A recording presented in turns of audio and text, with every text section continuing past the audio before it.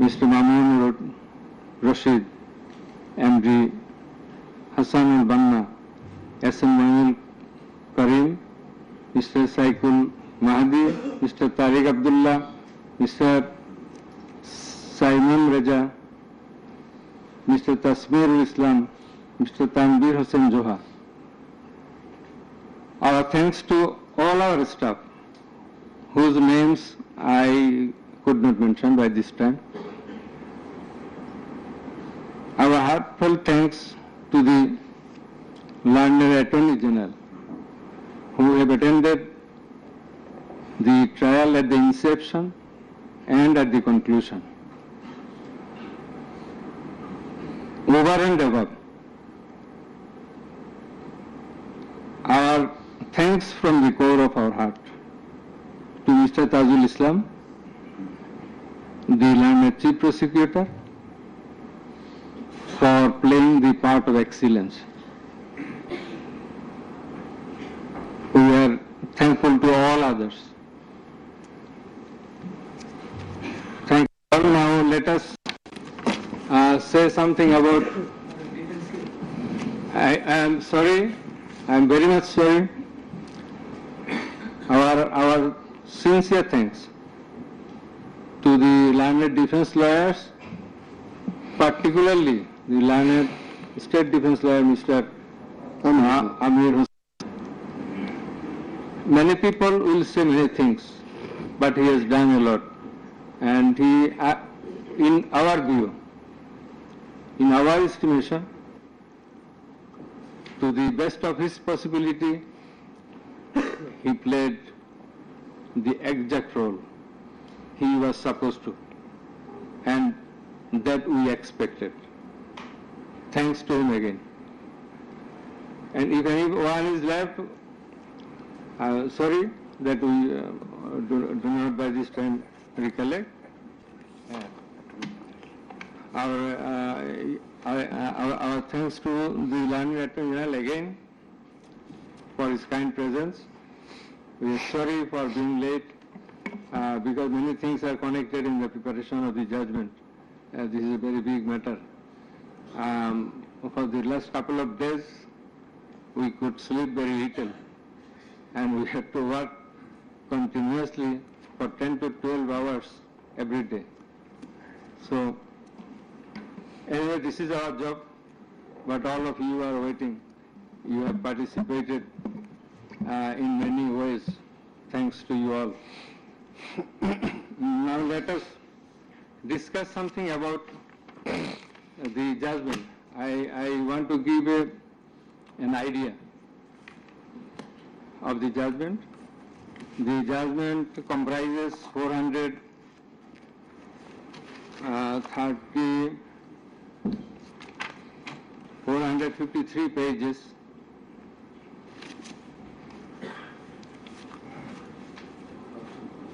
And it consists of 6 parts. The first part includes the index, description of the prosecutors, learned prosecutors and the learned defense counsels, introduction of the accused, origin and object of the tribunal, jurisdiction of the tribunal. Article 7 of the Rome Statute, which is the basis of trial of our tribunal. Elements of the crime against humanity. We are trying the offense, we are holding trial of the crime against humanity. So, elements of crime against humanity, these are enunciated by the Rome Statute and being followed and exercised by the International Criminal Court and other international tribunals. We are also following the Rome Statute as well as our law, and particularly the elements as enshrined therein. And the elements of superior common responsibility. In such cases, superior common responsibility is bulkily involved, and that's why we have to have regard to this aspect as well. And we have stated the standard of the tribunal. That is, we compare the standard of this tribunal with the standard of the other international tribunals as well as the International Criminal Court. And we have said about the trial procedure, Part 2, pre-trial proceedings, Part 3, prosecution, story and defense case. We have stated about learned Chief Prosecutor's submission on charge, learned State Defense Counsel's submission on charge, thereupon decision on charge, and then we have given the description of evidences in Part 4. In Part 4, we have also given an account of the testimonies of the prosecution witnesses. In Part 5, we have given the illustration of the evidences, that is the discussion of the evidences. Used arms and ammunitions. We have given an account of the used arms and ammunitions. We have given a description, we have discussed about the telephonic conversations of accused Sheikh Hasina with a number of persons from time to time. We have discussed and extracted the reports of daily newspapers concerning the issues of this case, reports of United Nations Human Rights Commission, reports of Adhikar, another Human Rights Commission, reports of Human Rights Watch, and Globe Institute, and so on. We have discussed about the videos of the occurrences which have been displayed in the tribunal. And we have described the extent of cruelty administered upon the victims who have died and who have been seriously injured and lost their vital organs of the body. And we have talked about seized alamots. We have given account of the murders, number of murders, in accordance with the Gazette notifications published by our government and in accordance with the reports of United Nations Human Rights Commission and other organizations. In this context, I want to say that the exact report of martyrs or the victims or the sufferers or the injured persons or those whose whereabouts could not be traced, this is quite natural. You will understand that since our liberation war in 1971, still we could not finalize the list of martyrs, the list of freedom fighters, list of the war criminals and others. So there are lists, but it varies. So you see a time limit, it may vary. Somewhere you will find the figure 800, somewhere 1000, somewhere 1400. So substantial amount of the protesters have been killed. This is the fact. We have described the police messages and directions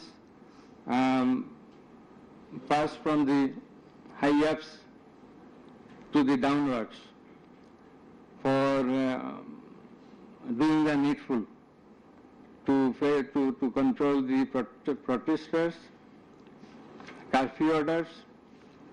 Then in Part 6, we have described, we have given an account of the learned Chief Prosecutor's arguments, the points of arguments, pertinent points of arguments have been described.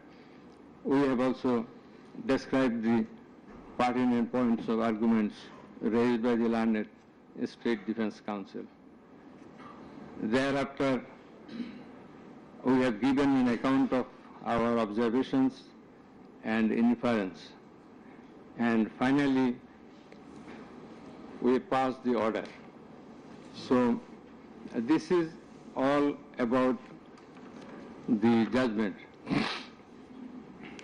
Now we will read out the very pertinent portions of the judgment one by one.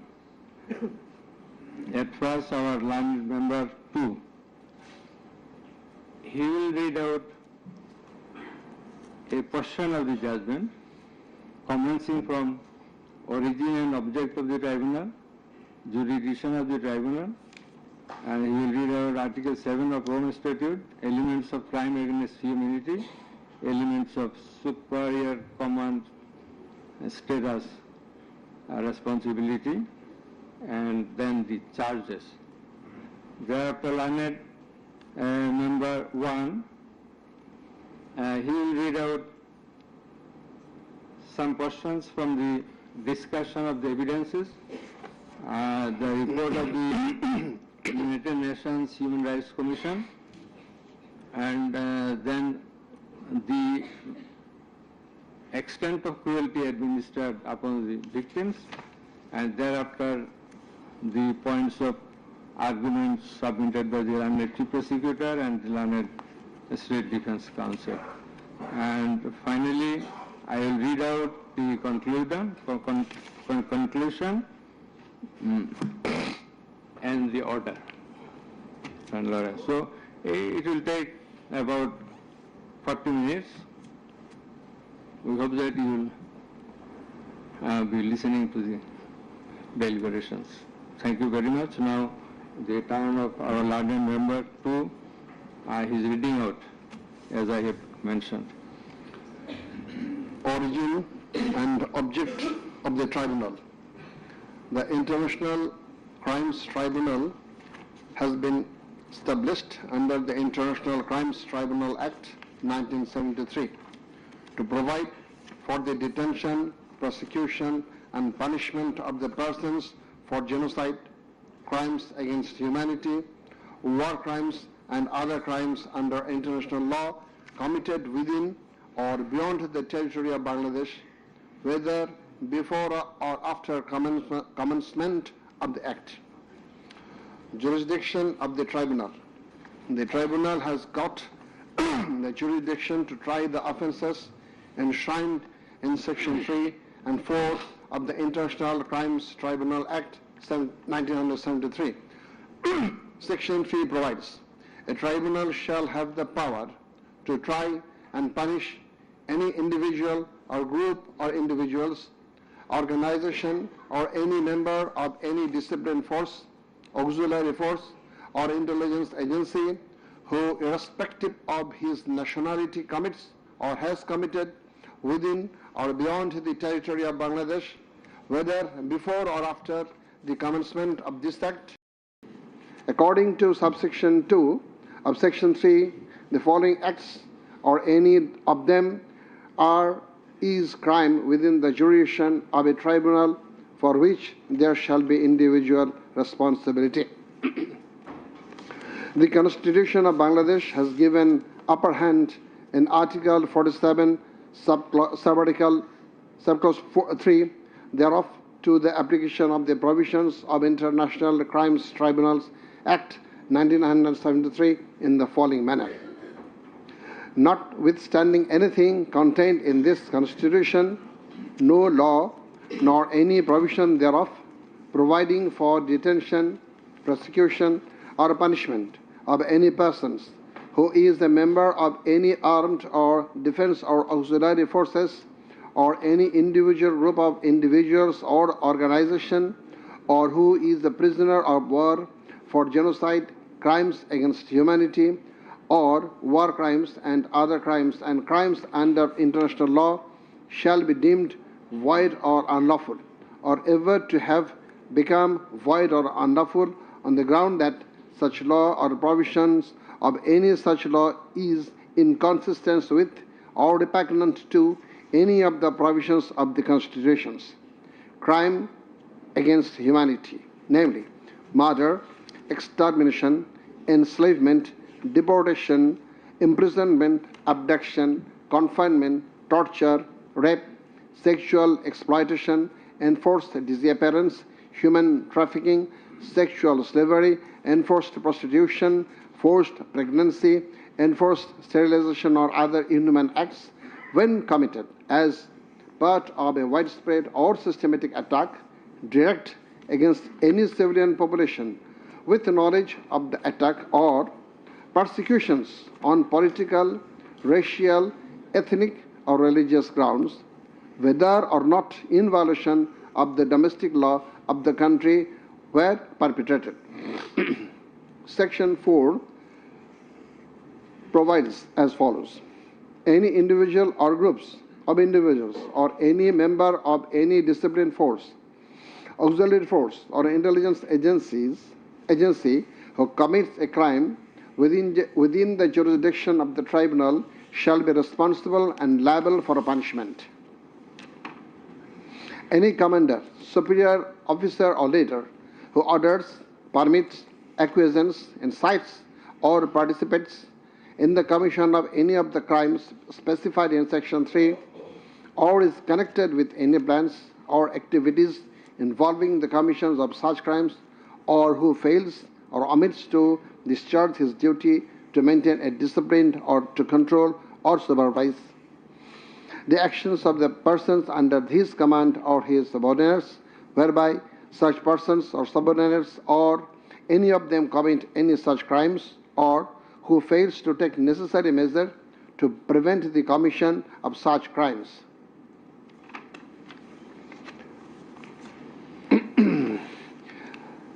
Now, crimes against humanity according to Rome Statute. For the purpose of this statute, crime against humanity means any of the following acts when committed as part of a widespread or systematic attack directed against any civilian population with the knowledge of the attack. A. Murder. I am reading the relevant ones. Murder, torture, other inhuman acts of a similar character intentionally causing great suffering or serious injury to body or to mental or physical health. The core offense in the instant case is the crime against humanity. Thus, we have to see what elements are required to constitute this crime. In Section 4 of the Act, there must be an attack. B. The attack must be widespread or systematic. C. The attack must be targeted a civilian population. D. The attack must be within the knowledge of the superior, or the superior should have known of the attack in order to hold him or her liable for the crime. The superior must have been in the control over the concerned subordinates. Elements of superior command responsibility. From the jurisprudence and eminent from the international crimes tribunals, it is generally agreed that 4 elements must be proven for a person to be held responsible as superior. The elements are: 1. An international crimes must have been perpetrated by someone other than the accused. 2. There existed a superior subordinate relationship between the accused and the perpetrator. 3. The accused as a superior knew or had reason to know that the subordinate was about to commit such crimes or had done so. 4. The accused as a superior failed to take the necessary and reasonable measure to prevent such crimes or punish the perpetrator. Section 4, subsection 2 of the International Crimes Tribunal Act provides that any commander or superior officer who orders, permits, acquiesces, or participates in the commission of any of the crimes specified in Section 3, or is connected with any plans and activities involving the commission of such crimes, or who fails or omits to discharge his duty to maintain discipline or to control or supervise the actions of the persons under his command or his subordinates, whereby such persons or subordinates or any of them commit any such crime, who fails to take necessary measures to prevent the commission of such crime is guilty of such crimes. Now, I am going to read the charges. On the point of the jurisdiction of this tribunal raised by the learned State Defense Council, it may be noted that there is no scope in law to raise such question, since question of jurisdiction of the tribunal is barred by Section 24 of the International Crimes Tribunal Act. Regarding the allegations against the accused, he merely made flat denials thereto, without showing anything subsistence contrary to the acts complained of. On the other hand, on perusal of the formal charges and the documents submitted therewith, and also in consideration of the submission of the learned Chief Prosecutor and the learned State Defense Counsel, it has been made to appear to us that there are sufficient grounds for framing charges against the accused under Section 3, subsection 2, read with Section 4 of the Act. On hearing both sides, 5 charges were framed against accused Sheikh Hasina individually, and separate 5 charges were framed against accused Asaduzzaman Khan Kamal and Chaudhry Abdullah Al Mamun jointly. But on scrutiny of the documents and examination of the witnesses of the tribunal, deems to condign to reshape the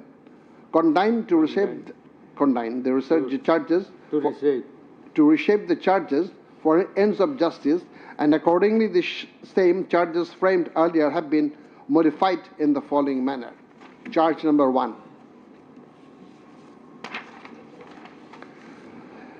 Incitement in order to attack and kill protesting students of Dhaka University and other academic institutions of the country, and also failure to take preventive and punitive measures, and thus killing hundreds and severely injuring thousands of protesters.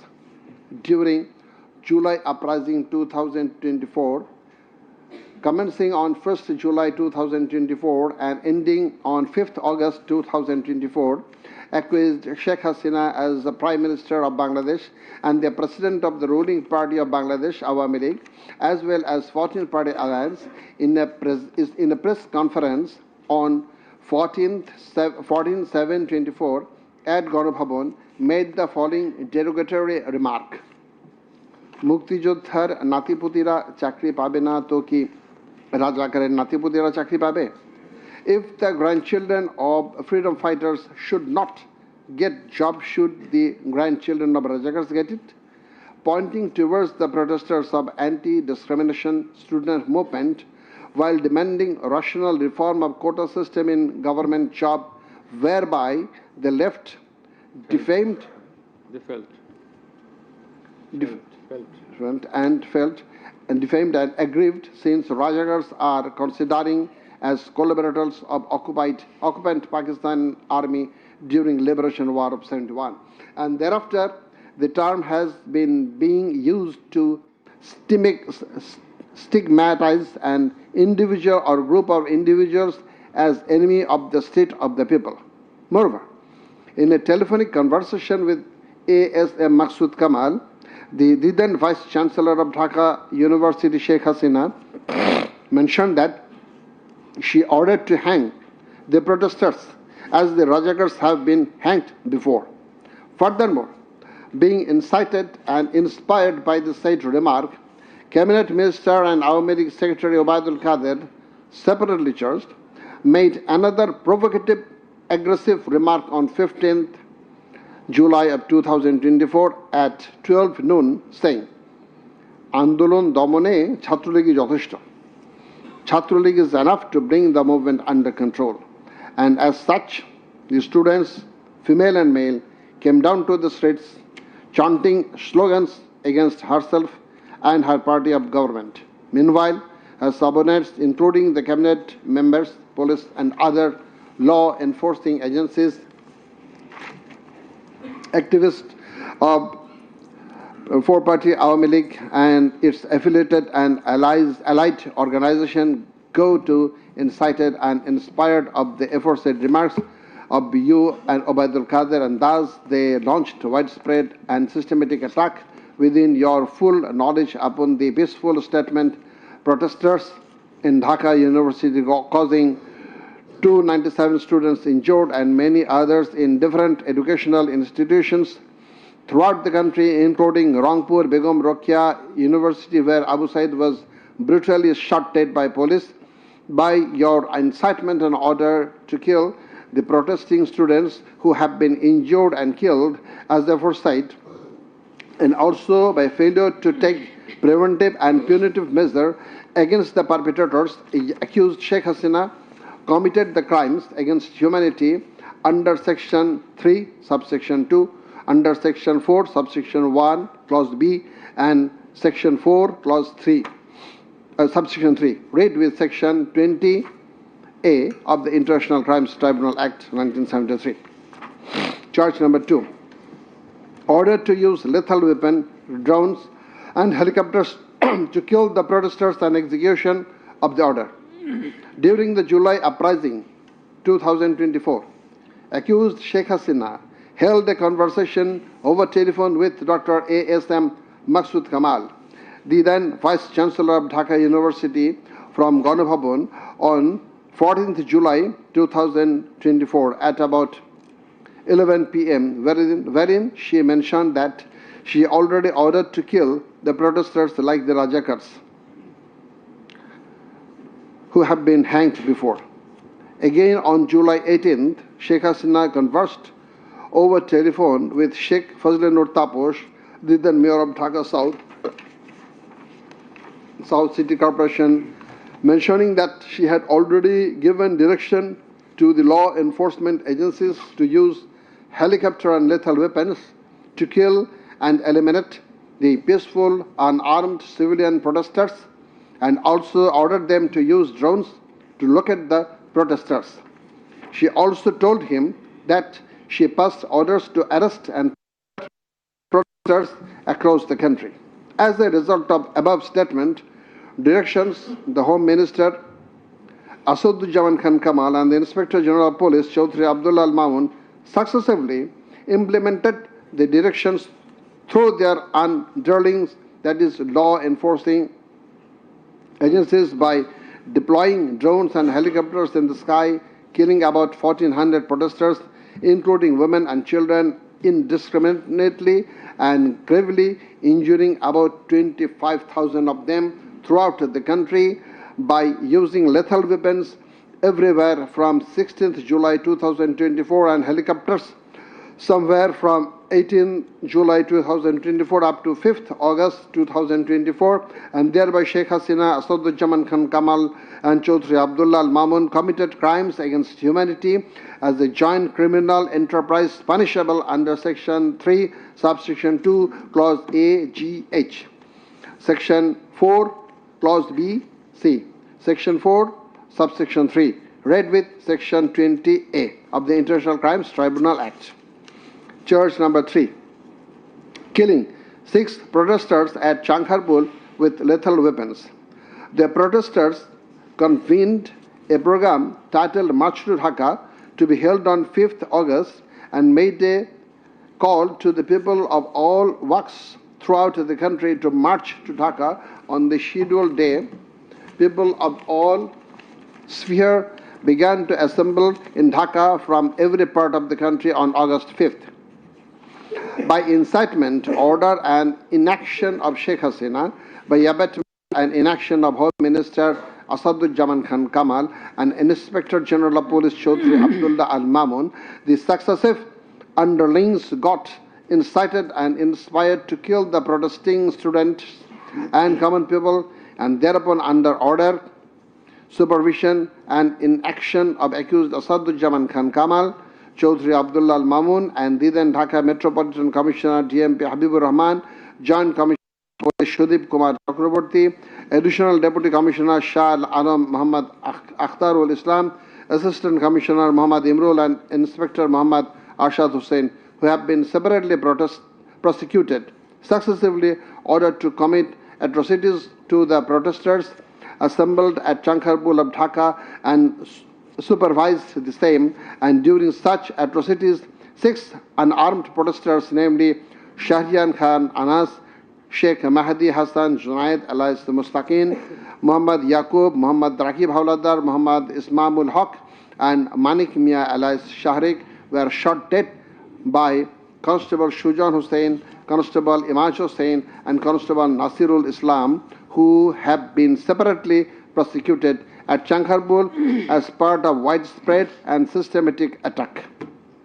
The aforesaid killings took place pursuant to the order of Prime Minister Sheikh Hasina, within her full knowledge and under order, supervision, and within the knowledge of Home Minister Asaduzzaman Khan Kamal and Inspector General of Police Chaudhry Abdullah Al Mamun, and by such killings they committed crimes against humanity as joint criminal enterprise by order, abatement, and inaction to prevent and punish the perpetrators under Section 3, Subsection 2, read with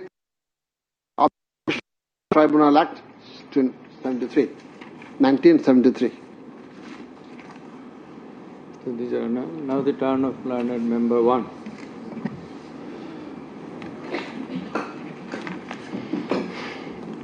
It transpires from the prosecution witnesses deposed in corroboration of the facts of incitement and order of accused Sheikh Hasina to deploy drones and helicopters and also to use lethal weapons to kill the protesters.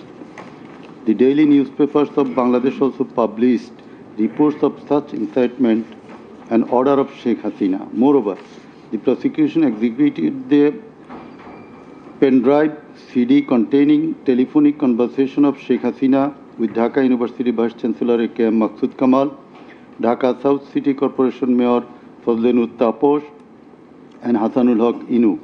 The concerned device containing the said conversations have been played in the tribunal, and thereupon we find that in the conversation with the Dhaka University Vice Chancellor A.S.M. Maksud Kamal, accused Sheikh Hasina mentioned that she already ordered to hang the students as Razakars have been hanged. Now I am mentioning the substantial portion from his conversation with, from her conversation with A.S.M. Maksud Kamal, the accused Vice Chancellor of Dhaka University. Sheikh Hasina, to Razakarer to ফাঁসি দিছি, এবার তাদেরও তাই করব, একটাও ছাড়ব না, আমি বলে দিচ্ছি। শেখ হাসিনা, কোন দেশে বাস করি আমরা? এদেরকে বাড়তে বাড়তে তো রাজাকার অবস্থা হয়েছে, দেখিস নাই? সবগুলোকে ফাঁসি দিছি, এবার তোদেরও ছাড়ব না। শেখ হাসিনা, সব এইগুলাকে বাইর করে দিতে হবে, আমি বলে দিছি, আজকে সহ্য করার পরে অ্যারেস্ট করবে, ধরে নেবে এবং যা অ্যাকশন নেওয়ার নেবে, যা অ্যাকশন নেওয়ার নেবে।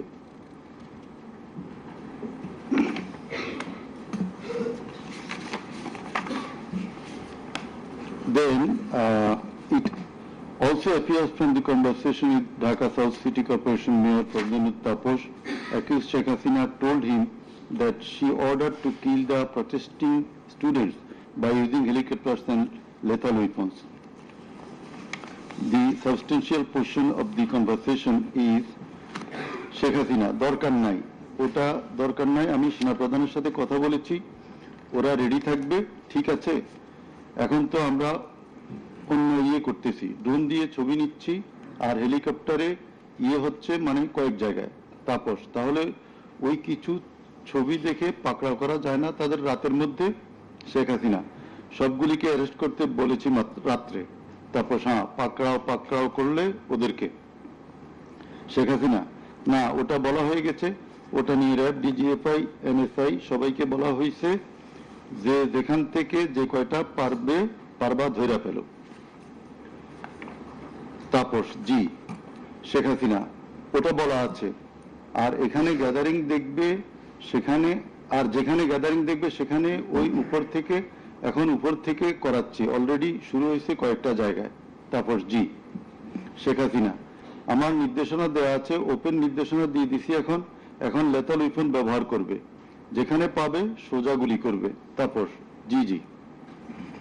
শেখ হাসিনা, না পোড়াইয়া দিছে, মেশিন পত্র সব পুড়ে গেছে, আমি বলছি যা পোড়াতে, ও আমাদের সেতু ভবন পোড়াইছে। তাপস, জি, ওরা রাতে মনে হয় আরো ব্যাপক আক্রমণ করবে।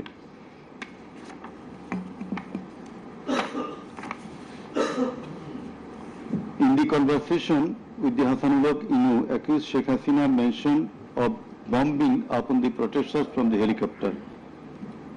The substantial portion, relevant portion from the conversation. Sheikh Hasina, না আমি বলছি ক্যাজুয়ালিটির দরকার নাই, ওরা ব্যারিকেড নিয়ে আছে তো ঠিক আছে, আকাশ থেকে নামবে, তখন দুই পাশ দিয়ে ধরবে, মেসেজটা দিয়ে দিতে পারেন যে সেনা পাঠানো হচ্ছে আর হেলিকপ্টার দিয়ে সোজা বম্বিং করা হবে, র্যাবের হেলিকপ্টার দিয়ে উপর দিয়ে মারবে। হাসানুল্লাহ কিনু, আপনি এই জামাত শিবিরের মেরুদণ্ডতা আবার ভেঙে দেন ঢাকা শহরে। শেখ হাসিনা একেবারে। শেখ হাসিনা, হ্যালো। হাসানুল্লাহ কিনু, হ্যালো, জি আসসালামু আলাইকুম, আমি ইনু বলছিলাম। হ্যালো। শেখ হাসিনা, হ্যাঁ বলেন। আচ্ছা, আমি এটা স্ক্রলে দিয়ে দিতে বলছি যে তোমরা ছাত্ররা সব ঘরে ফেরো, গার্ডিয়ানদেরকে বলছি এইখানে কিন্তু জঙ্গি হামলা হয়েছে। হাসানুল্লাহ কিনু, হ্যাঁ এটা রাইট রাইট। শেখ হাসিনা, না এটা আমাকে বেশ কিছু আন্তর্জাতিক পাইছি, তারা এটাকে জঙ্গি হামলা হিসেবে কনসিডার বলতেছে। হাসানুল্লাহ কিনু, হ্যাঁ জঙ্গি হামলাই হয়েছে, এই কার্ডটা খেলবো আমরা এখন। শেখ হাসিনা, না কার্ড খেলা না, এটা আমি আগে করি নাই, কিন্তু আমাকে আন্তর্জাতিক সংস্থা থেকে মেসেজটা দিচ্ছে যে এটা জঙ্গি হামলা। হাসানুল্লাহ কিনু, জঙ্গি সন্ত্রাসের মোকাবিলা করছে এখন সরকার। শেখ হাসিনা, তারা আমাকে এটাই বলছে যে এটা জঙ্গি হামলা, দিয়ে দিব পেপারে।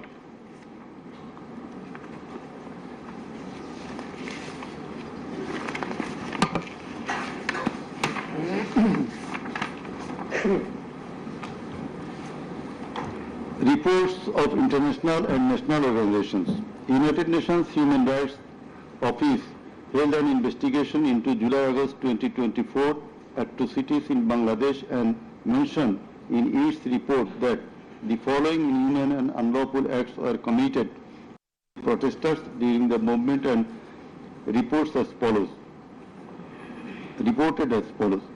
Based on direct testimony from senior officials involved and other insight that the integrated and systematic effort using the entire range of police, paramilitary, military and intelligence actors, as well as violent elements linked to the Awami League to commit serious violations and abuses occurred with the full knowledge, coordination and direction of the political leadership. The then Prime Minister and Home Affairs Minister led parallel efforts to coordinate the security and intelligence apparatus. Both received regular reports on the situation on the ground from multiple sources. According to senior official testimony, reports provided to the Prime Minister by senior officials on 21 July and in early August specifically conveyed concern about excessive use of force. Both political leaders and the leadership of Bangladesh Police and the Army also carried out site visits that would have provided them direct personal knowledge of violations that had taken place or were ongoing. Furthermore, the political leadership issued direct orders and other directives authorizing and guiding operations by BGB, RAB, DGRI, the Bangladesh Police and its detective branch that involved serious violations of human rights against protesters and other civilians, including extrajudicial killings and arbitrary detention. Based on reported deaths complied by governmental and non-governmental sources in combination with other available evidence, OHCHR assesses that as many as 1,400 people could have been killed during the protests. The vast majority of whom were killed by military rifles and shotguns loaded with lethal metal pellets commonly used by Bangladesh's security forces. Thousands more suffered severe, often life-altering injuries. More than 11,700 people were arrested and detained, according to the information from the police and RAB provided to OHCHR. Government attempted to intimidate and delegitimate the student protest movement, mobilize of Chhatra League, police and paramilitary forces, materialize of policing in Bangladesh, incited violence by armed Awami League and activists on and around university premises, conducted coordinated attacks by armed Awami League supporters and the police, use of force violations by police, RAB and BGB, including extrajudicial killing, like killing Abu Said of Begum Ruqayya University, Rangpur, 16 July, made systematic indiscriminate use of shotguns loaded with lethal ammunition, suppressed peaceful assembly at Dhaka University on 17 July. Police, RAB and BGB extrajudicially killed protesters in Uttara on 18 July. Disproportionate and indiscriminate use of firearms in response to violent unrest, indiscriminately shooting in Rampura and Badda by BGP and police on July 19. Violently cleared the Dhaka-Chattogram highway in Jatrabari on between 16 to 21 July. Extrajudicial killings to suppress the march to Dhaka on August 5 involved the army who shot at protesters at Jamuna Future Park on 5th August 2024, used helicopter to intimidate and deploy possibly unlawful force, obstructed of medical care and denied necessary medical documentation, obstructed medical treatment of victim Sheikh Asabul Yamin, shot by police, caused mass arbitrary arrests, detention without due process and torture and ill treatment, caused block raids and mass arrests, including injured persons. Students and opposition leaders attacked journalists, children and women and caused unjustified shutdown of internet. In the said report, Mr. Volker Turk, the High Commissioner of Human Rights Office of United Nations, that the atrocities committed in July Revolution 2024 in Bangladesh was preconcerted and systematic in order to remaining in power. There are cogent grounds to believe that hundreds of extrajudicial killings, arrests, detention and torture were carried out by the political leaders and the highest law enforcing authorities within their knowledge and under their direction and supervision as strategy to suppress the movement, whereby human rights have been seriously violated and thus international crimes have been committed. He also observed that the evidences collected do depict a picture of widespread state atrocities and targeted killings. He further remarked that such atrocities ought to be brought under accountability. There are many other similar reports by the Global Institute International Truth and Justice Project, Bloodshed in Bangladesh, World Report 2025 of Human Rights Watch. Then we are going to videos of the occurrences. It appears from the Caesar list contained in Volume 4, captions, Caesar list and documentary evidence that a good number of videos of the alleged occurrences have been seized by the investigating officer, which are described below.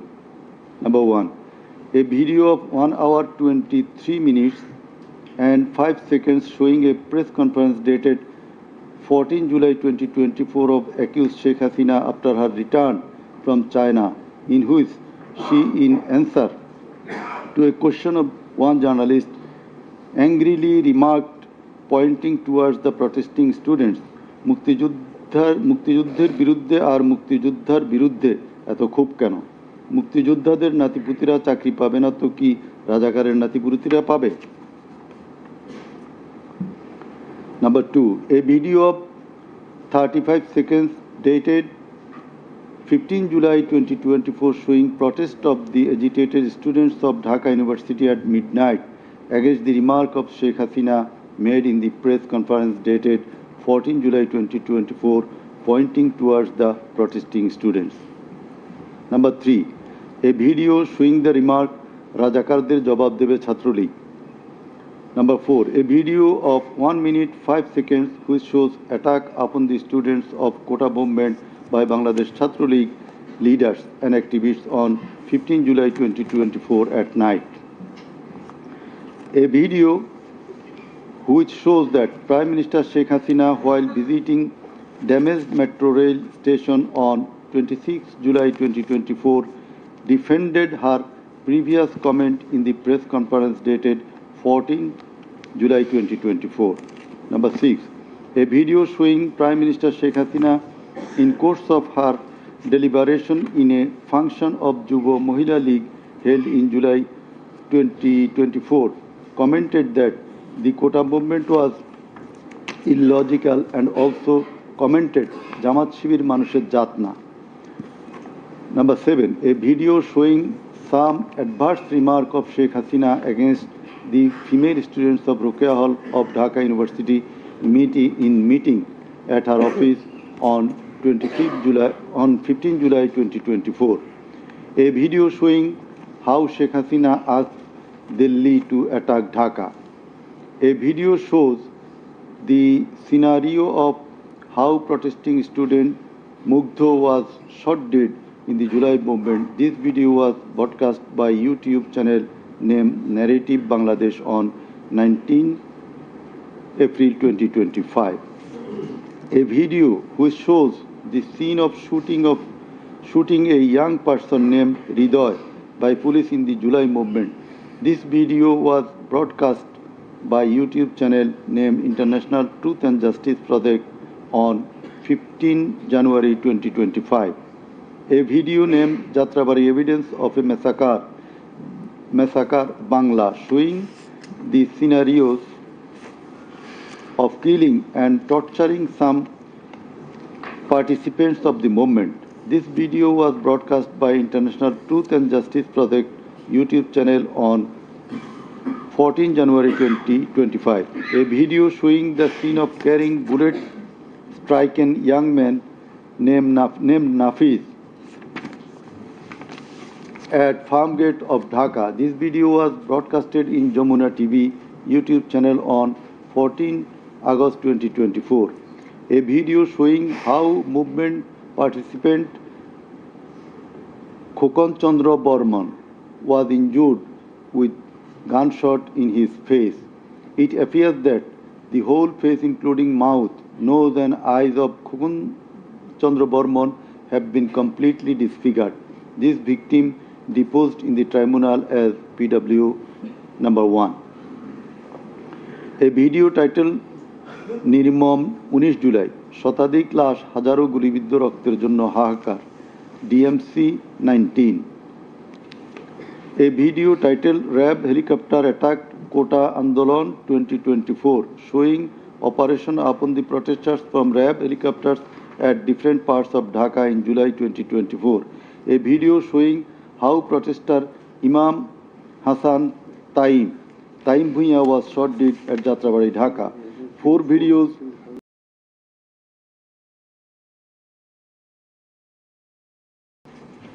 to shoot the protesters below waist. A number of videos showing shooting upon the protesting people from helicopter. A video showing the scene of burning the dead bodies of protesting students and common people by police at Ashulia, Dhaka on 4th August 2025 during the July movement. A video showing the scene of Abu Said, a coordinator of July movement 24 being shot multiple times by police at a close range with lethal weapon. A video showing the scene of a dead body of protester Asabul Yamin being thrown from APC armed personnel carrier by police. A video which showing the accused Home Minister Asad Zaman Khan Kamal defending the use of lethal weapon by police. Extent of cruelty. It transpires from the evidences that cruelty of the extreme level was administered upon the dead and injured protesters. Police and activists of Awami League, Chhatra League and Jubo League blocked the entrance and exit of ambulances carrying the injuring protesters. Hospitals were asked not to give admission to the injured protesters. It appears from the testimony of PW2 that in some cases, patients were searched by police and ruling party activists. Doctors were intimidated and some of the doctors were transferred due to giving treatment to the protesting injured persons. PW3 Parveen deposed that she found an injured young man shouting, save me, under Jatrabari flyover. Blood was coming out from both of his eyes.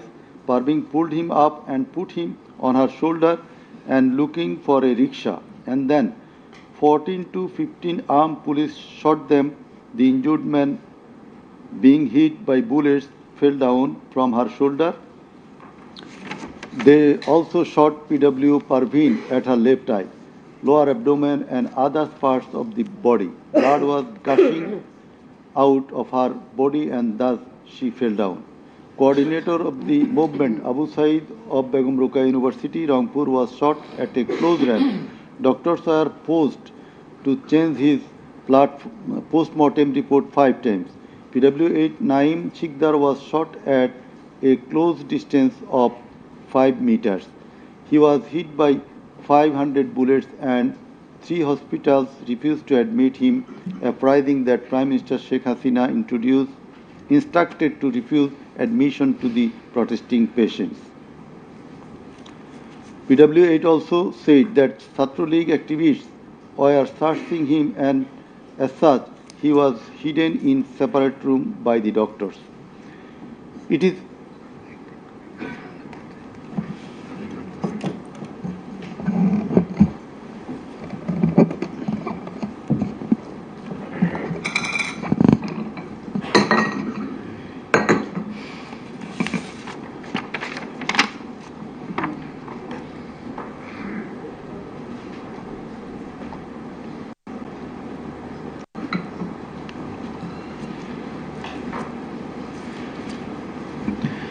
It is revealed from the evidence of PW9 Shahina Begum that police burned the dead body of her son along with some other dead bodies in Ashulia of Dhaka. PW10 MD Enab Nazez Zaki also stated that his son was killed and then the dead body was burnt by police in Ashulia. We find from the testimony of PW10 Asabur was shot dead and set ablaze. It appears from the testimony of PW13 Dr. Muhammad Mahfuzur Rahman that most patients admitted to the hospital had no skull. The detective branch members had forbidden the doctors not to be serious in the treatment of the protesting patients and also that they had been instructed from the higher authorities not to release the protester patients admitted there. The patients were mostly aged 13 to 30 years. The DB also asked the doctors not to admit any more patients injured in the movement. This witness also said that in order to hide the injured patients from the sight of DB personnel, the doctors adopted some tactic like changing the names of the patients and the type of injury in the admission register and recording road accident or other reasons instead of bullet wounds. It appears from the evidence of PW15 Dr. Hassanul Banna that police and Awami League activists prevented treatment of the protester patients, prohibited new admission of such patients, checked admission register, took away list of patients, set down entrance of the hospital and prevented entrance and exit of the ambulances and patients. This witness also said that one patient named Mustaqin Billah was admitted through an alternative entrance. To save the protester patients, the doctors had to change the name of the patients and particular of their problems, remove them from the general ward to the post-operative ward, ICU, special cabin. He added that treatment was given to such patients at risk of life of the doctors. We find from the deposition of PW 18, Dr. Razibul Islam, that he was forced to change the post-mortem report of Abu Said 4 to 5 times. He was threatened with the saying that if he does not change the cause of death of Abu Said, he would be prosecuted. He was further told that there was an intelligence report against him. PW 19 Shariful Islam was injured in the bombardment in Kustia. 62 pellets were removed from his body and 500 more still in his body.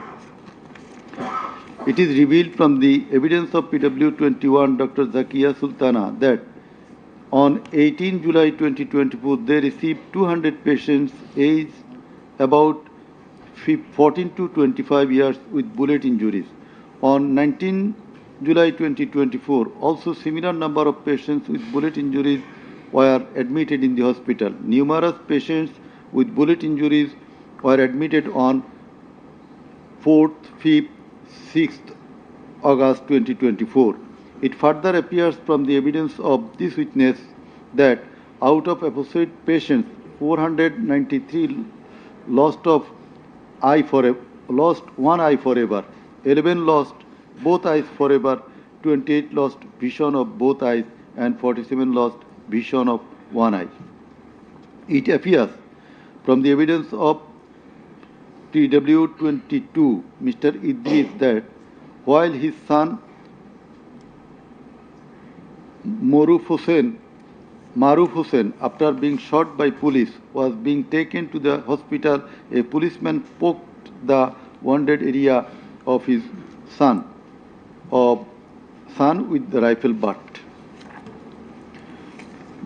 PW 23 Amena Akhtar deposed that while Home Minister Asaduzzaman Kamal and IGP Chaudhry Abdullah Mamun were passing across Datrabari, one police officer was showing them a video of their attacks on protesters and said, "Guli kori ekta, more ekta, ahuto hoy ekta, ektai jai, bakita jai na." It transpires from the testimony of PW 27, Dr. Mashuk Ahmed, that Satrolik activists stopped ambulance carrying protesting wounded near Shahidullah Hall of Dhaka University. They also checked the patient identity, asked the doctors not to treat the wounded protesters and also not to be so serious in their treatment. He further said 5 doctors were transferred elsewhere due to rendering treatment to protesters with bullet injuries. This witness also stated that the direction of the gunshot wounds of the patients treated on 19, 20, 21 July and 4-5 August in Dhaka Medical College Hospital was from the top to the bottom. He meant that the gunshot was done from above, which obviously implies helicopter. It appears from the evidence of PW 47 Nahid Islam deposed that bullets were fired from helicopter and that many false cases were filed against the protesters, and also that the activists of Awam League, Jubu League and Chhatro League prevented the treatment and burial of protesters. Furthermore, some of the protesters were forcibly disappeared and many dead bodies of the protesters were concealed. He himself and some other student leaders were abducted. PW 48 Ali Ahsan Junaid stated that on 15 July 2024, Chhatro League activists brutally attacked and injured the Dhaka University students, hindered going to the hospital and tortured them in the hospital. He further said that the protesters were fired from the helicopter. We find from the evidence of PW 54, Mr. MD Alamgir, investigating officer that the protester named as Ashabul Yamin was thrown down from the APC by the police.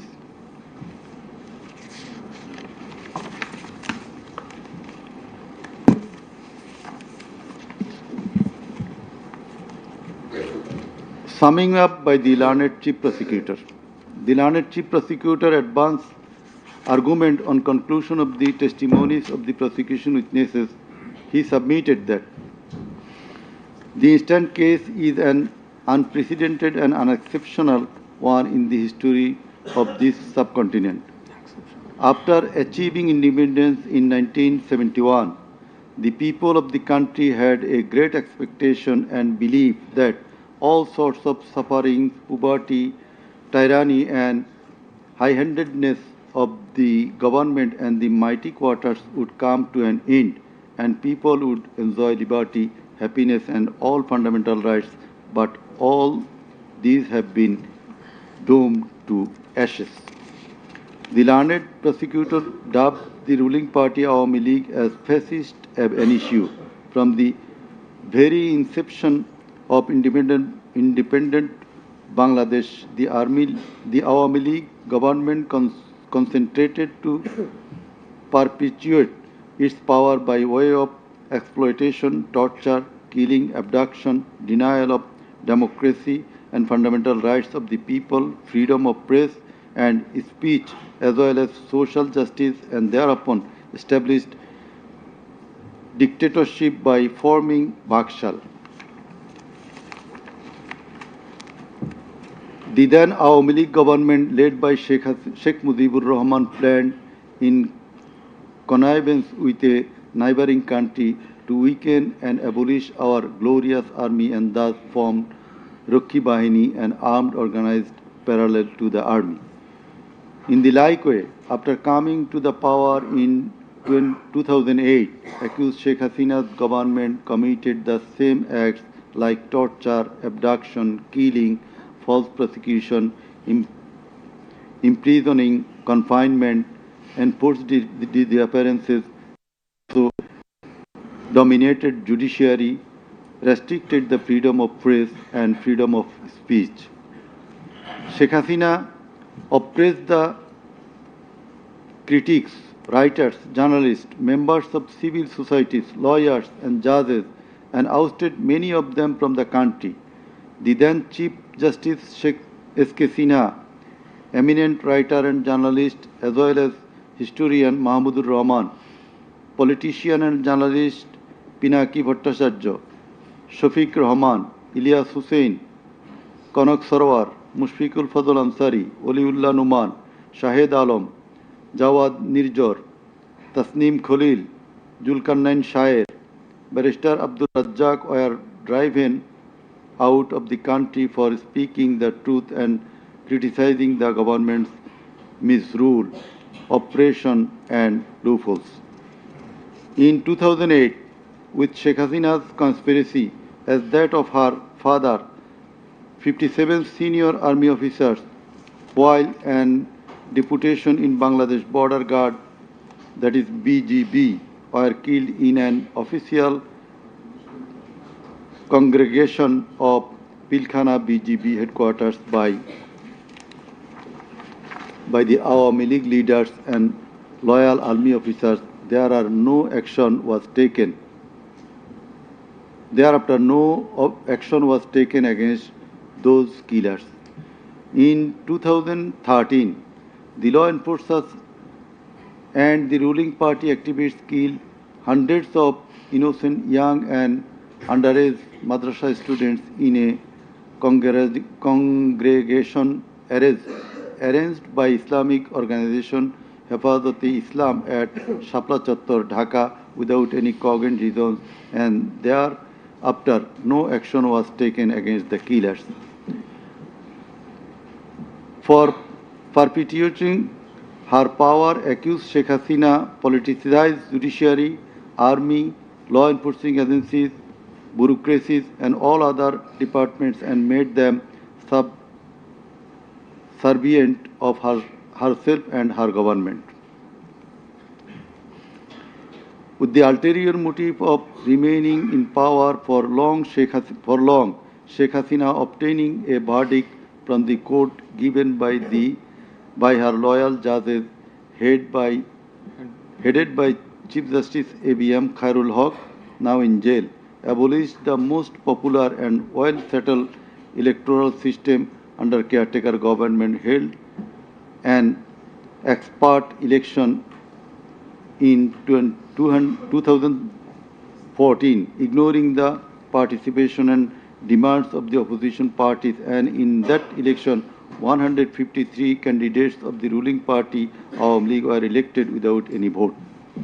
Again, a farcical election was held in 2018, in which ballot boxes were filled up in the night preceding the day of election, without carrying the demands of the opposition parties for holding election by a caretaker government for the sake of security, fairness and transparency. Accused Sheikh Hasina held another farcical ex-party election known as dummy election in January 2024, without allowing the political parties to participate. In 2024, the students launched a movement claiming reformation in the quota system in government jobs. They particularly demanded reduction of quota to 5% from 56%.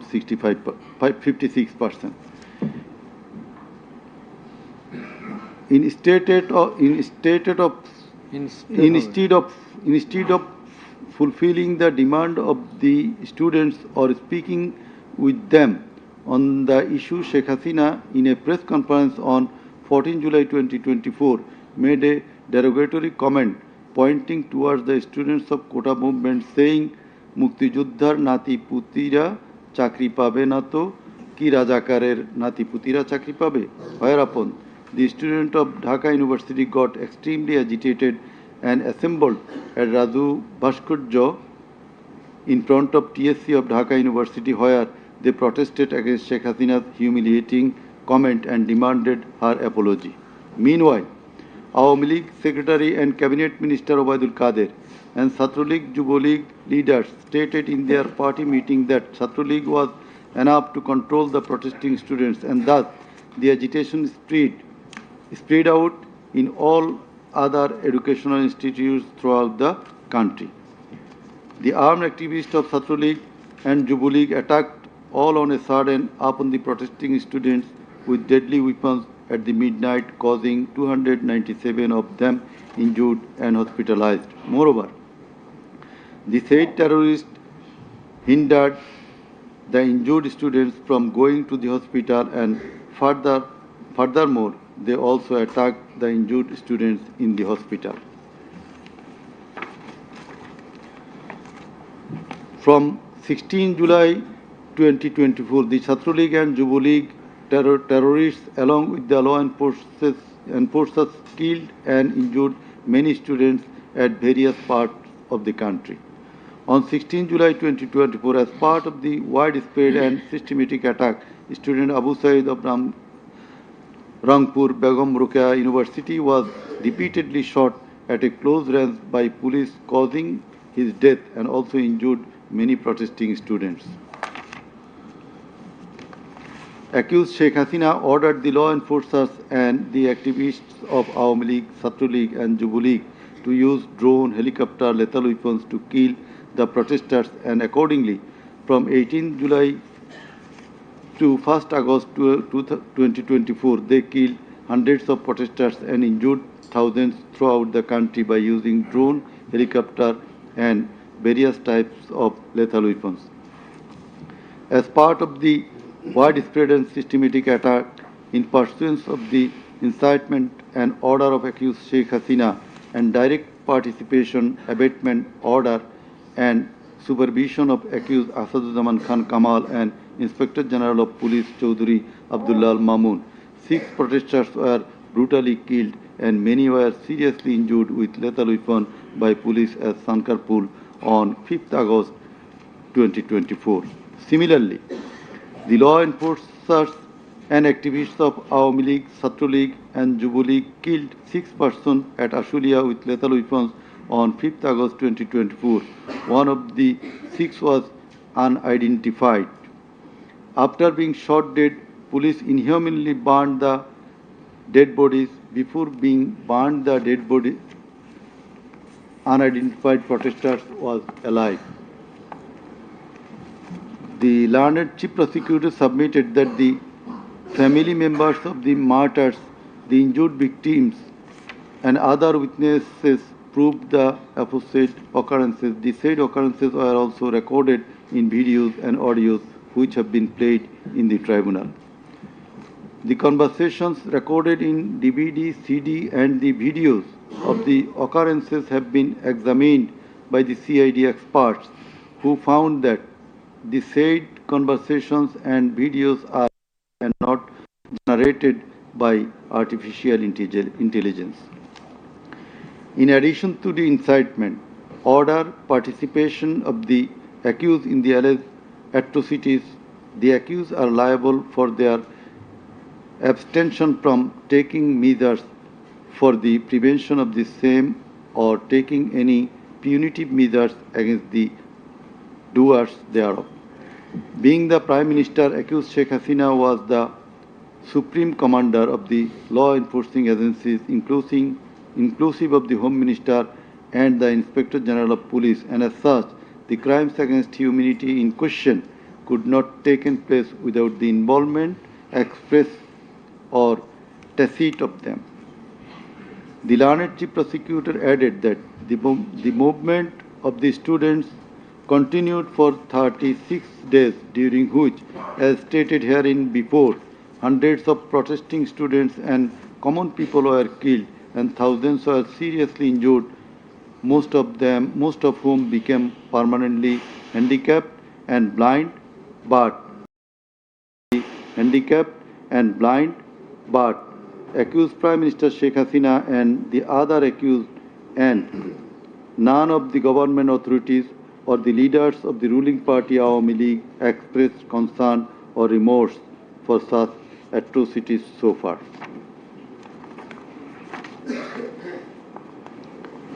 Accused Sheikh Hasina, instead of expressing remorse or seeking apology for the said crimes, continued to commit further crimes by threatening the present government, the International Crimes Tribunal personnel, and the prosecutors, and also the political party leaders in her hate speeches in audio conversations from time to time. This tribunal, by an order on the application of the prosecution, prohibited Sheikh Hasina to be restrained from making hate speeches anymore, but she continued to do so. Sheikh Hasina committed contempt of this tribunal by threatening the concerned officials of the government as well as the tribunal personnel, inclusive of the prosecutors, to kill 226 persons and burn the houses of the rival party leaders and activists in an audio conversation with one of her party activists, for which the tribunal drew a contempt proceeding against her. In the said proceeding, the tribunal convicted Sheikh Hasina and sentenced her with 6 months imprisonment. The accused committed crimes against humanity jointly by their incitement, order, abatement, participation, and inaction, which come within the purview of joint criminal enterprise and superior command responsibility. The authorities in question were widespread and systematic and was atrocities. The atrocities in question were widespread and systematic, and it was directed against the civilian population.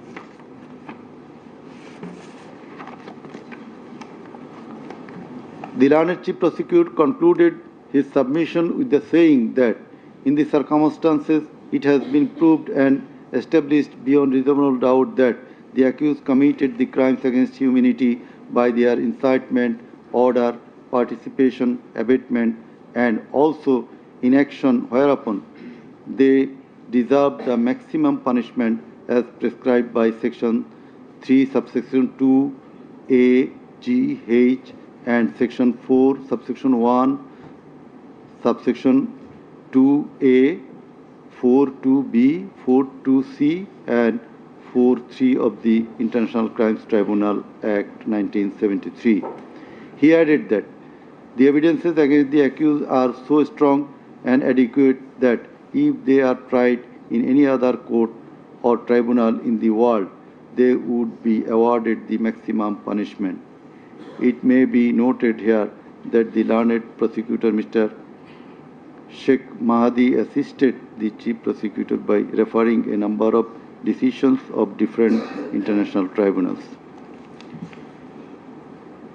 In the summing up session, the learned Attorney General of Bangladesh appeared and shared the concluding submission. In his submission, the learned Attorney General referred to the conviction and sentence of many of the heads of government and states in the world for their commission of crimes against humanity, and thereupon he asked for awarding maximum punishment to the accused of the instant case so that no other Prime Minister or the head of state recur such atrocities in the days to come.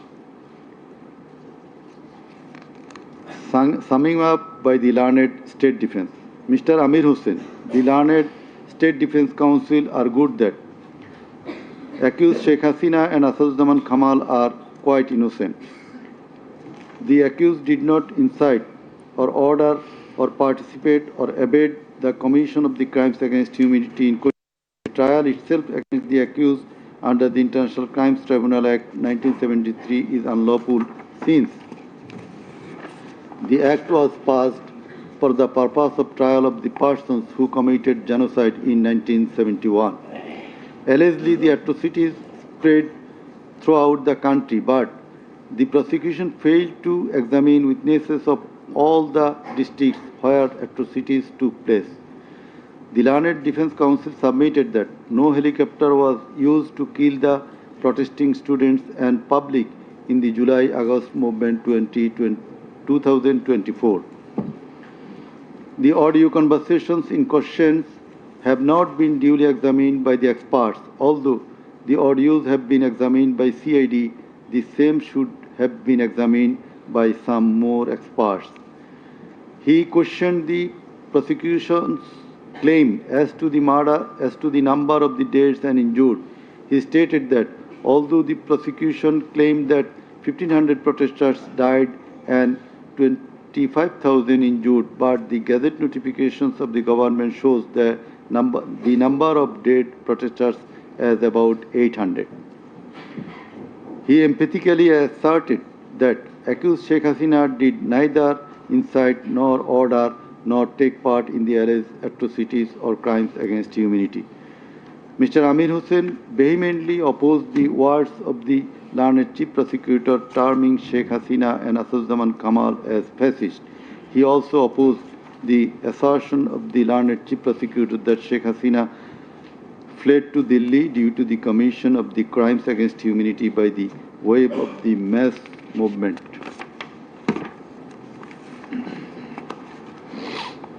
Rather, she was compelled to depart the country against her will.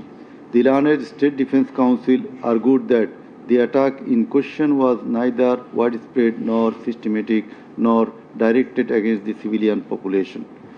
The learned State Defense Counsel further submitted that the accused Sheikh Hasina and Assaduzzahman Kamal cannot be held liable for joint criminal enterprise or superior command responsibility.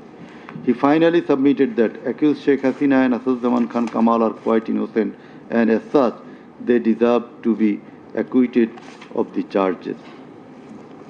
Now, the Honorable Chairman of the Tribunal, Mr. Justice Ghulam Murtuza Chaudhary, will read out the final portion of the judgment, including the observation. Thank you. Thank you.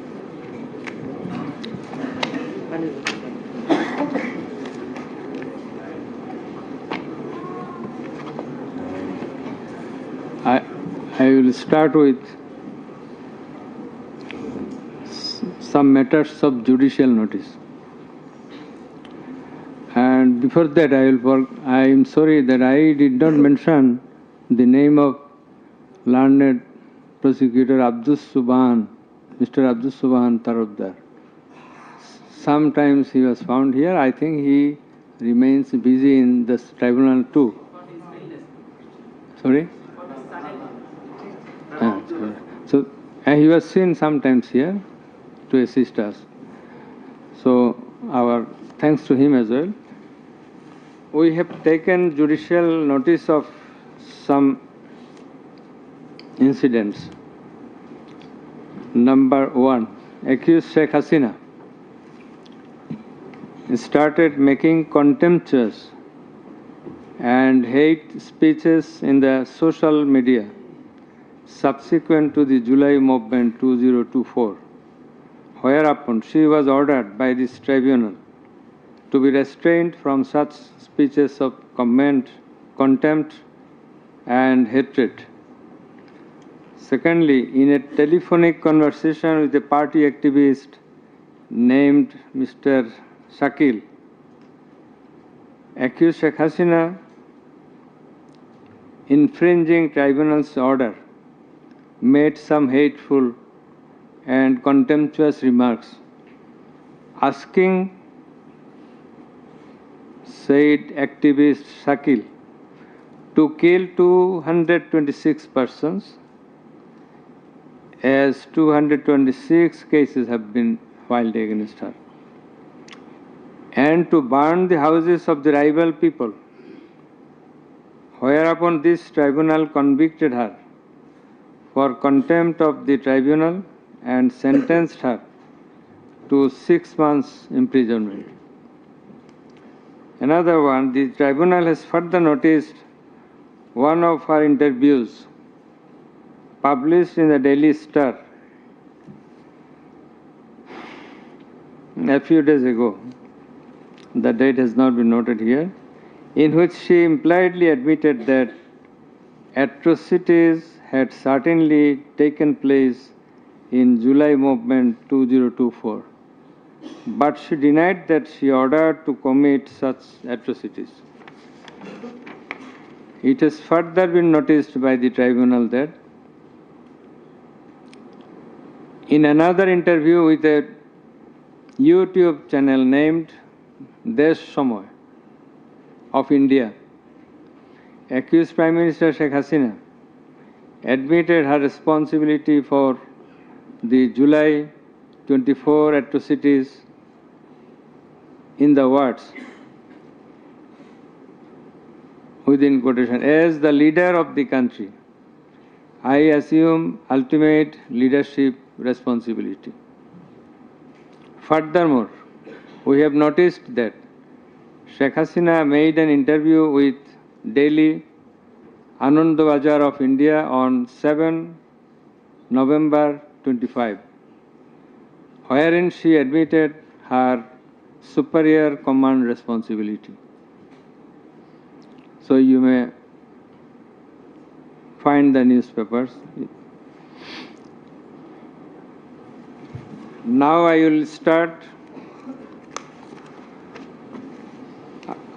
with our observations and inference.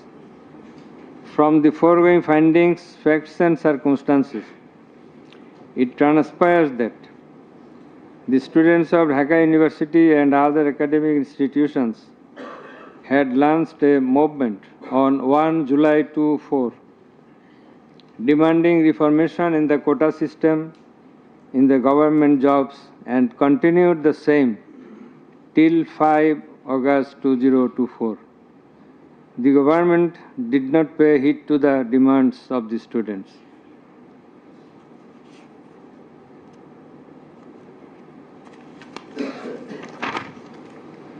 Instead of listening to the students and fulfilling their demands, the then Prime Minister, accused Sheikh Hasina, undermined the movement and made a derogatory remark pointing towards the students, terming them Rajakars.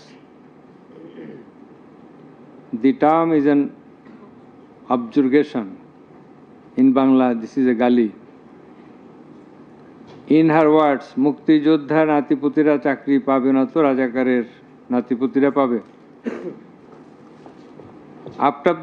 As the aftermath of aforesaid objurgation and the derogatory remark of accused Sheikh Hasina, the students, including female students who were at the forefront of Dhaka University, burst into a rage and assembled at the Raju Bhaskarya in front of TSC of Dhaka University and vehemently protested against the said objurgation and defamatory words of Sheikh Hasina, and also demanded her apology and withdrawal of the said words. In the night following 14 July 2024, accused Sheikh Hasina held a telephonic conversation with Dhaka University Vice Chancellor ASM Maksud Kamal, and in course of the conversation, Sheikh Hasina said, রাজাকারদের তো ফাঁসি দিয়েছি, এবার তোদেরও তাই করব, একটাও ছাড়ব না, আমি বলে দিচ্ছি. Rajakars have been hanged, now they also will be hanged, none will be spared. I have already ordered. This is the translation. She again said, রাজাকারদের কি অবস্থা হয়েছে দেখিস নাই, সবগুলোকে ফাঁসি দিছি, এইবার তোদেরও ছাড়ব না. In the said conversation, Sheikh Hasina further said, আমি বলে দিচ্ছি আজকে সহ্য করার পর অ্যারেস্ট করবে, ধরে নেবে এবং যা অ্যাকশন নেওয়ার নেবে. And it is crystal clear that Sheikh Hasina expressed her incitement to the activists of her party Awami League and affiliates, Chhatra League and Yuva League, and also gave provocation to the protesters, and furthermore she expressed that she ordered to kill and eliminate the protesting students. The concerned pen drive CD containing the above conversation as well as the transcript thereof have been submitted in the tribunal.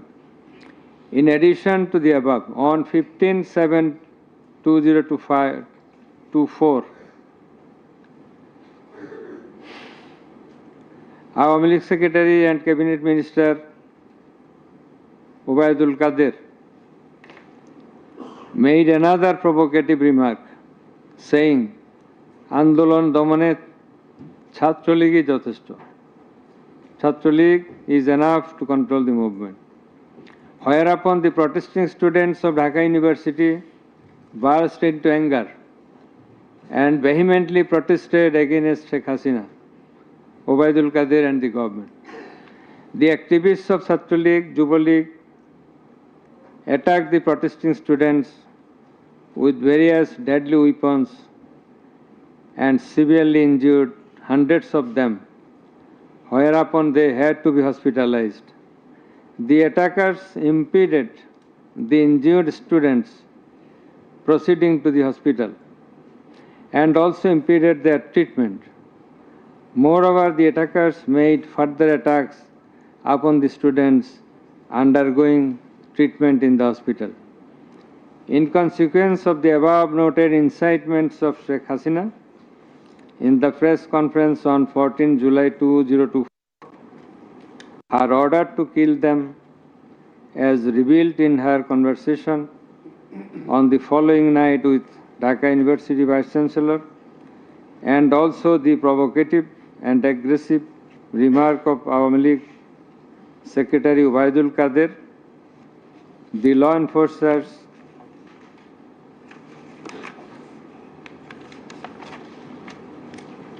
and activists of Chhatra League and Yuva League attacked the protesting students at Dhaka University throughout the country inclusive of Rangpur, Begum Rokeya University.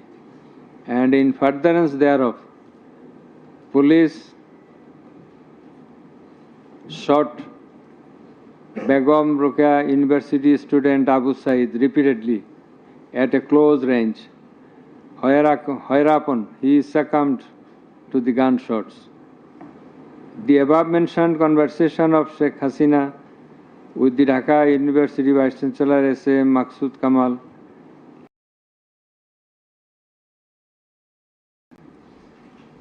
the conversation was genuine, and that the same have not been generated by artificial intelligence, AI. The concerned experts deposed in corroboration of the genuineness of the impugned conversation. Furthermore, we find support of such conversation in the reports of daily newspapers.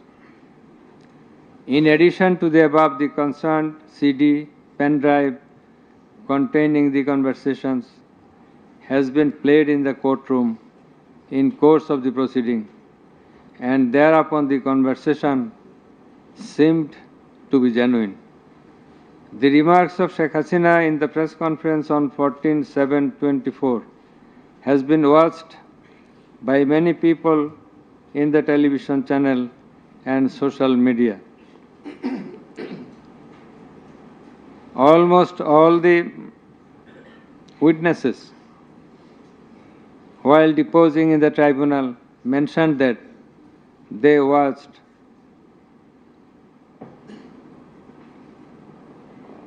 the videos in the medias. Moreover, the national daily newspapers published the said remarks on 15/7/24.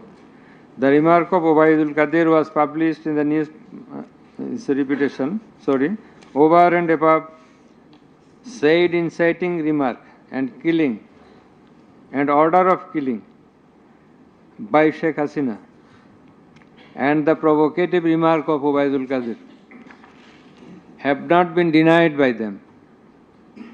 Although State Defence Council, the learned State Defence Council for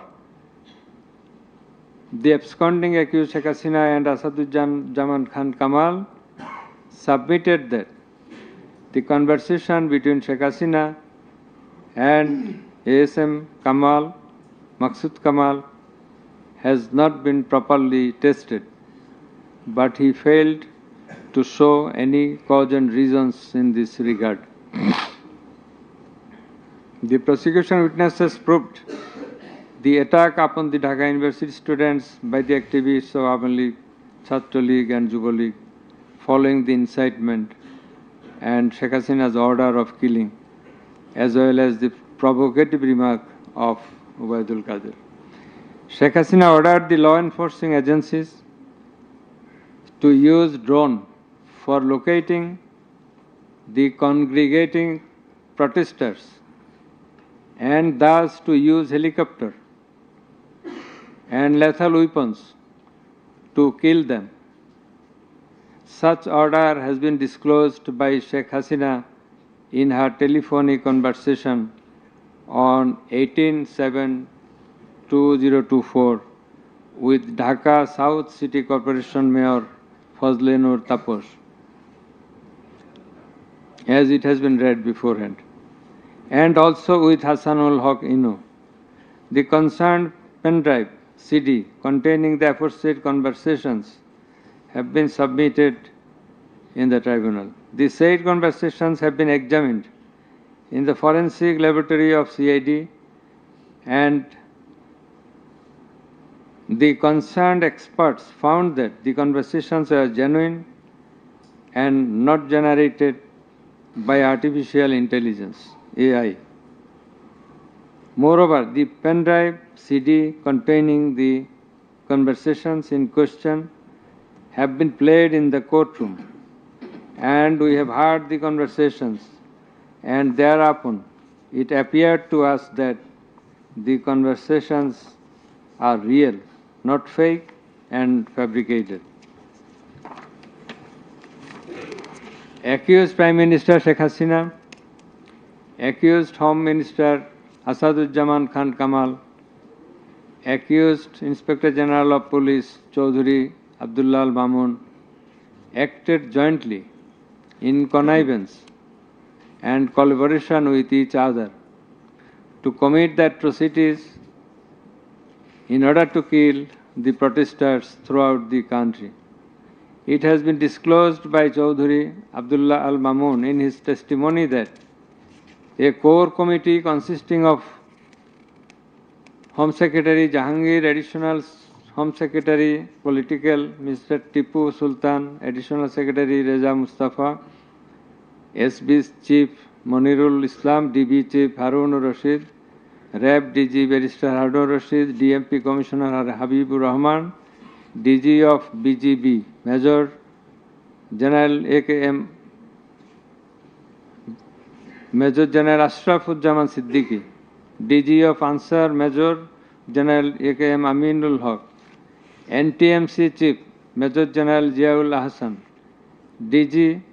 DGFI Chief and NSI Chief used to hold meeting every night after 19 July 2024 at the residence of Home Minister Asaduzzaman Khan Kamal. Accused Chaudhry Abdullah Al Mamun said that instruction to the core committee used to come from the Prime Minister.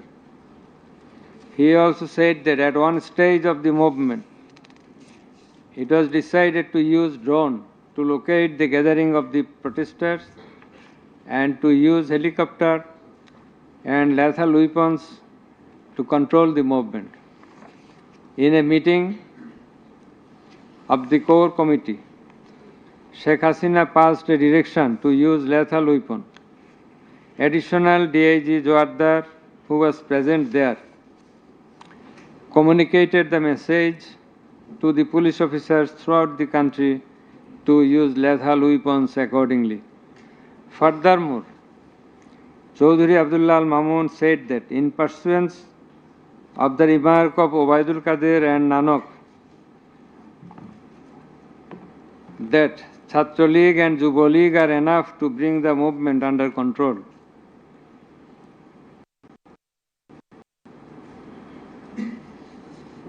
He further said that following such remarks,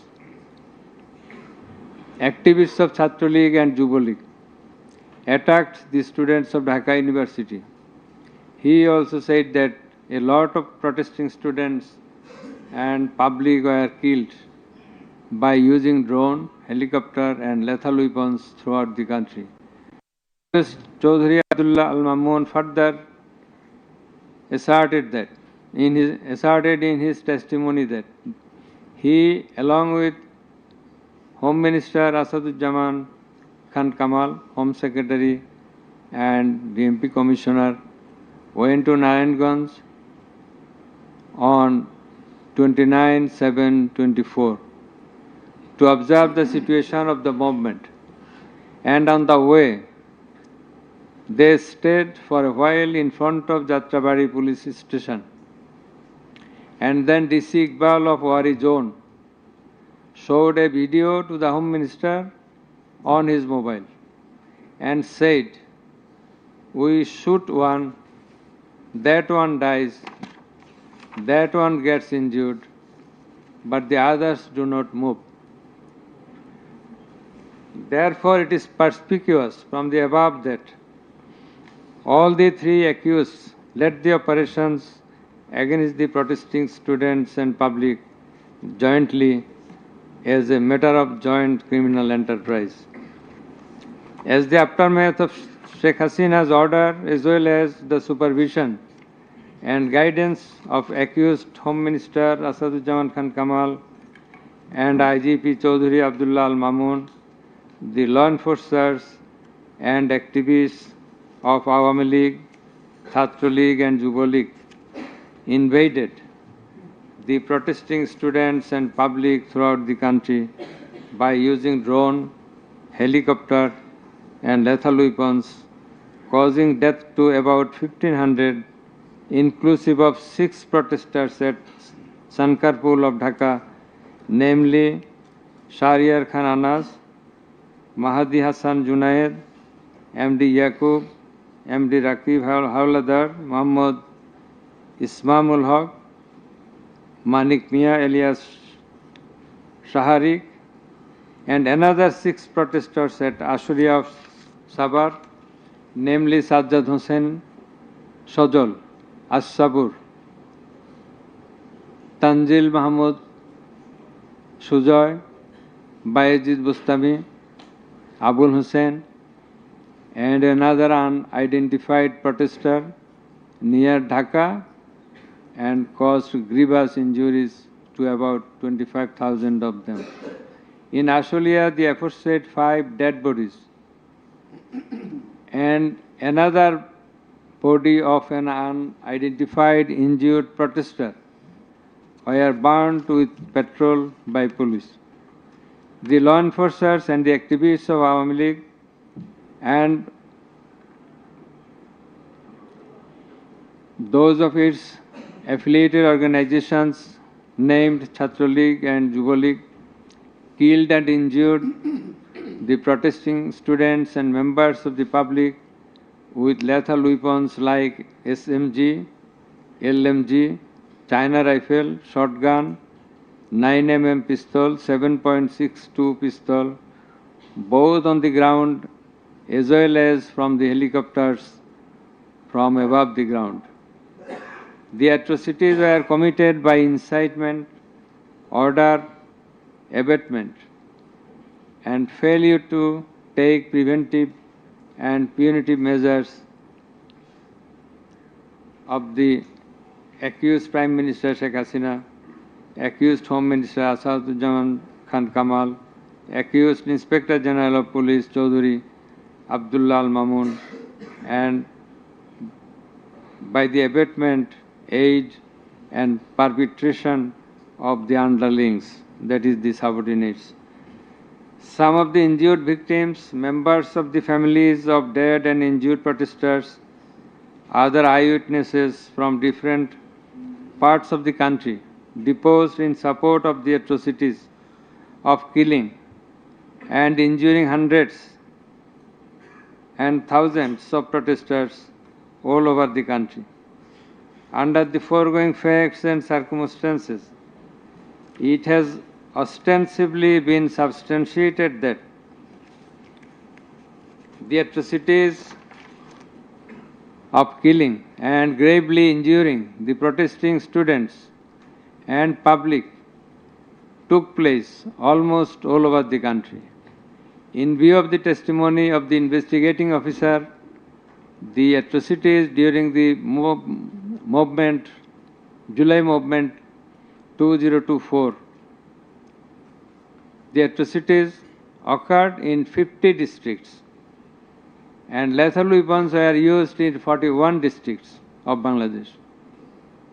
We also find that victim witnesses from many districts testified in the tribunal stating that killing and injuring the students and common people took place in their respective districts during July movement 2024. Thus, it is clear enough that attack in question was directed against civilian population, and it was widespread and systematic. Therefore, in the atrocities of killing and gravely injuring the protesters, as aforesaid, accused Prime Minister Sheikh Hasina committed crimes against humanity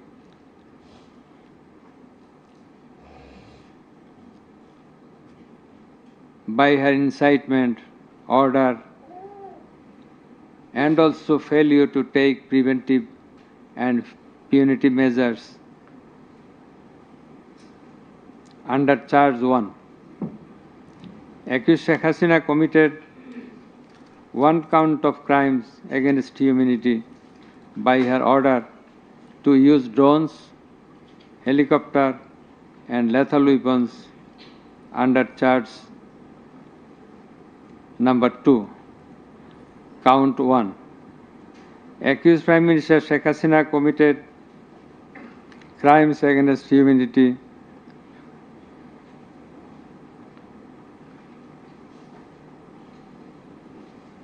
on one count under charge 1.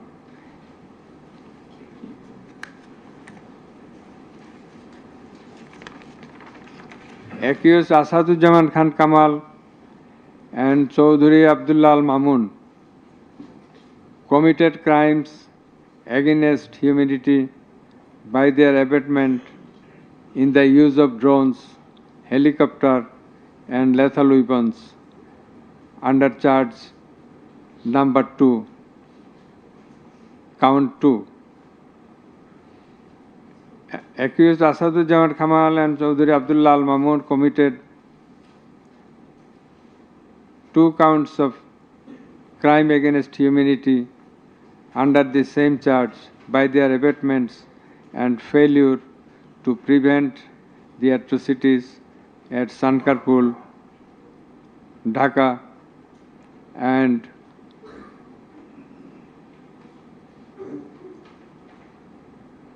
also committed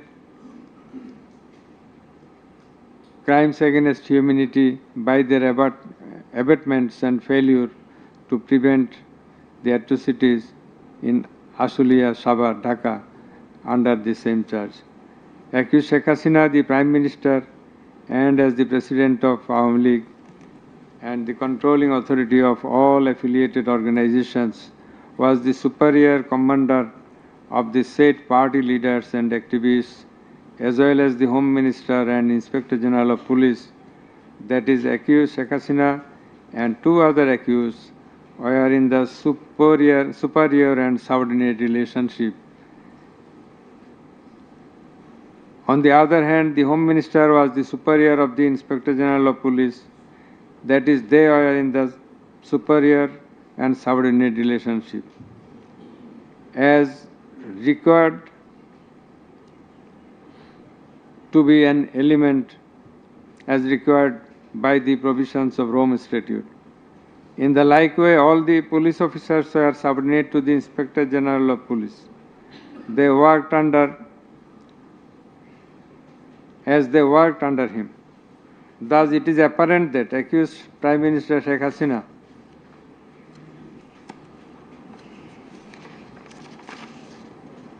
had superior control status over accused Asadujaman Khan Kamal and accused Chaudhuri Abdullah Al Mamun, whereupon it was her responsibility to take measures to prevent the atrocities in question, which continued for about a month. She did not also take any punitive measures against the perpetrators. In the like way, Home Minister Asadujaman Khan Kamal held superior command responsibility over the Inspector General of Police and successive other officers, and as such he had the superior command responsibility to prevent all of them from committing the atrocities and for taking punitive measures against the perpetrators. Thus, both the accused, Asadujaman Khan Kamal and Inspector General of Police Chaudhuri Abdullah Al Mamun, they committed crimes against humanity by their abatement, that is facilitation, and their failure to prevent the atrocities committed by their underlings, and hence they are liable to be punished under section 32A, 32G, 32H, 41B and 43 of the International Crimes Tribunals Act. Accused Sheikh Hasina is liable to be punished under section 32A, 32H, 41B and 4.3 of the International Crime Tribunal Act 1973. It is obvious from the facts and circumstances delineated herein before that the law enforcers and the activists of ruling party Awami League, as well as its affiliated organizations, targeted the unarmed civilian protesters countrywide and accordingly attacked them. Therefore, in all the above discussed atrocities, the elements constituting crime against humanity have been fulfilled. The victim witnesses, the other witnesses, and the investigating officer held the accused Prime Minister Sheikh Hasina, accused Home Minister Asadujaman Khan Kamal, and accused Inspector General of Police Chaudhry Abdullah Al Mamun liable for the atrocities. It may be mentioned here that Mr. Chaudhry Abdullah Al Mamun, Inspector General of Police, has been tendered pardon on his application pursuant to Section 15 of the Act with a view to obtaining his evidence. He is supposed to have been directly or indirectly concerned in or privy to any of the crimes specified in Section 3 on condition of his making a full and true disclosure of the whole of the circumstances relative to the crime and to every other person concerned, whether as principal or abettor in the commission thereof. According to subsection 2 and 3 of Section 15, he has been examined as a witness and detained in custody until today. It appears to the tribunal that he made a full and true disclosure of whole of the circumstances within his knowledge relative to the crime and to every other person concerned, both as principal and abettor in the commission thereof. He categorically admitted his involvement in the alleged acts and disclosed that a core committee consisting of Home Minister Asadujaman Khan Kamal himself used to hold meeting every day at the residence of accused Home Minister Asadujaman Khan Kamal to take decisions as to the necessary measures to face the movement of the students and to pass the instructions and to pass necessary instructions. He said that accused Prime Minister used to pass directions to the core committee in this regard. This accused also said that Sheikh Hasina directed them to use drone to trace the location of the protesters and to use helicopter and lethal weapons to kill the protesters. He mentioned that chain of command in the police service was not maintained. In most of the cases, the highest authority used to communicate or contact the mid-level officers like Additional Commissioner Harun Rashid, Additional Commissioner Monirul Islam. Accused Prime Minister Sheikh Hasina passed the direction in presence of Additional Deputy Commissioner Praloy Kumar Joardar during a core committee meeting. And as such, Joardar conveyed the direction to all the concerned officers throughout the country. Direction means the direction to use helicopter and lethal weapons as well as drones. Chaudhry Abdullah Al Mamun also mentioned in his testimony that he had a clean image and track record throughout his service for long 36 years. there had been no allegation against him during his long tenure. He said that he feels remorseful and ashamed on seeing the atrocities in the videos displayed in the courtroom. He sought apology to the tribunal and to the people of the country. Although accused Chaudhry Abdullah Al Mamun claimed to have made full disclosure of the circumstances,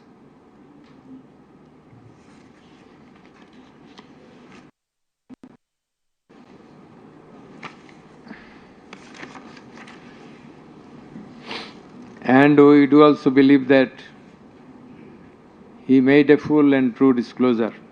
But the offences he committed and admitted is punishable with the capital sentence. And as such, in consideration of his disclosure and the gravity of the offences, we do incline to convict him and award him a lenient sentence, which will be declared later on. By the aforesaid acts and omissions, the accused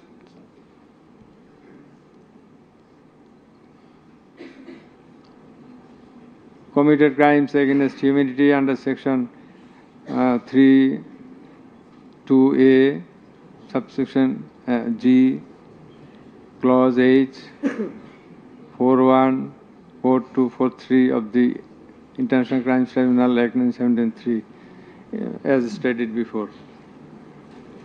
Accused Sheikh Hasina and Asaduজ্জামান Khan Kamal remained in abscondence ab initio, despite the fact that notices and warrants were duly served in their given address according to law. Moreover, they were asked by publishing notice in 2 daily newspapers to appear and contest the case, but they did not turn up. Thus, their abscondence itself is suggestive of their guilt. The learned State Defence Counsel contended that the trial of the accused persons under the International Crimes Tribunal Act 1973 is not tenable, since the Act was passed in the Parliament for the purpose of trial of the criminals of War of Independence in 1971. While arguing this, the learned State Defence Counsel perhaps did not have a refusal of the provisions of the Act as well as the preamble thereof. The preamble of the Act says that the Act was made in order to provide for detention, prosecution, and punishment of the persons for genocide, crimes against humanity, war crimes, and other crimes under international law, and for the matters connected therewith.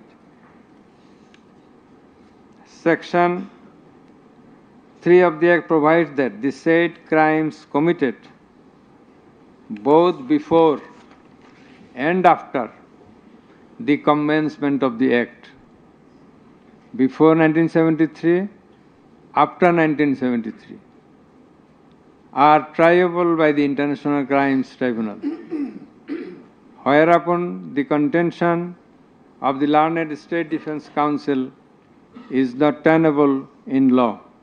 Moreover, Article 47 of the Constitution of Bangladesh has given upper hand to the International Crimes Tribunal Act 1973 over the Constitution itself. The State Defence Counsel also contended that for the purpose of proving atrocities throughout the country, witnesses from all over the country have not been examined. In this context, we have to say that witnesses from many parts of the country have been examined, and they have adequately proved the atrocities in almost every part of the country. The victims, the family members of the dead and injured protesters, as well as the eyewitnesses, gave their testimony, which are enough for the proof of the charges. Quantity of witnesses is immaterial, while there are a small number of qualitative witnesses. Still, the number of 54 witnesses examined by the prosecution is not small. The learned State Defense Counsel also alleged that the audio conversations in question have not been examined by one department like CID. In this regard, we would hold that the genuineness of the report of CID has not been challenged, nor has the report been proved ingenuine, whereupon no other department was in need of holding further examination thereof. It is the further allegation of the learned State Defense Counsel that accused Sheikh Hasina and Asaduzzaman Khan Kamal did not incite or order the commission of the crimes against humanity as alleged, nor did participate in the commission thereof, and thus they deserve to be acquitted. The learned Chief Prosecutor, in course of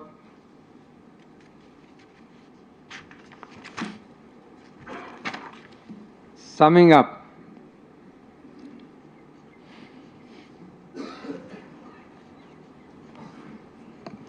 asked for passing necessary order restraining Awami League from running activities as a political party. Although the prosecution depicted series of worse deeds of Awami League regime in the language of the prosecution, since achievement of independence of Bangladesh in 1971, the tribunal does not incline to discuss on this point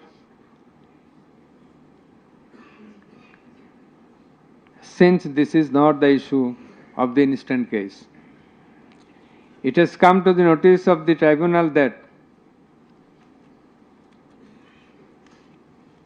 accused Sheikh Hasina, in defiance of the orders of the tribunal to appear and contest the case, has given interviews in the media wherein she denied the allegations labelled against her in this case and also made some derogatory remarks.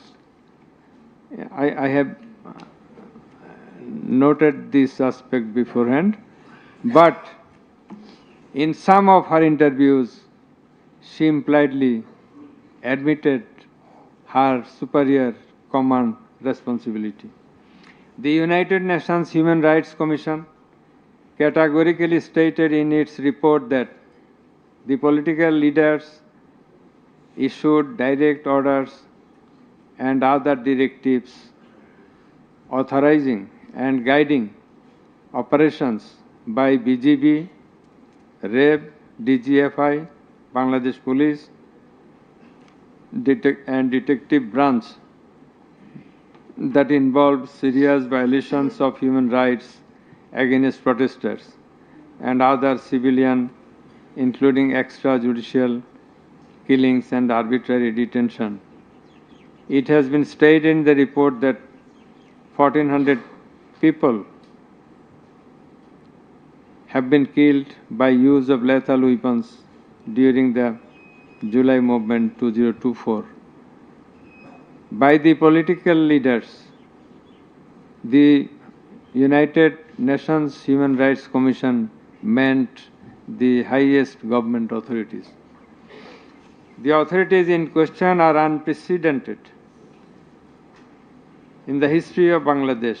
The nature and extent of cruelty administered upon the protesters, inclusive of infants, women, and old, stirred the hearts of the people throughout the world. On seeing the scenario of dead and injured protesters and their outcry in the videos displayed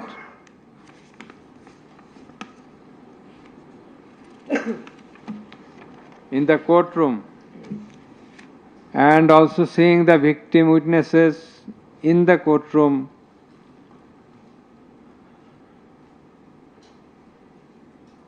for giving testimony, who lost their skull, eyes, nose, hands, and legs.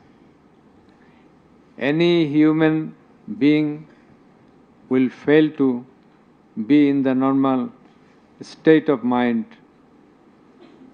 seeing such scenario. Such atrocities must be brought to an end at any cost. Justice must not fail. In view of all the above facts and circumstances and findings, it is hereby ordered that accused Sheikh Hasina be found guilty on 3 counts under charge 1. Count number 1, incitement. Count number 2, order to kill. Count number 3, inaction to prevent the atrocities and failing to take punitive actions against the perpetrators. And thus, she is punishable, she is liable to punish under section 3, subsection 1A, section 3, subsection 2, clause G, section 3, subsection 2, clause H, section 4, subsection 1, clause B, and section 4, subsection 3 of the International Crimes Tribunals Act 1973 under the charge number 1. But we do hold that for all these 3 counts of crime against humanity, we do incline to award a single sentence, that is the sentence of imprisonment till natural death for under charge 1. Under charge 2,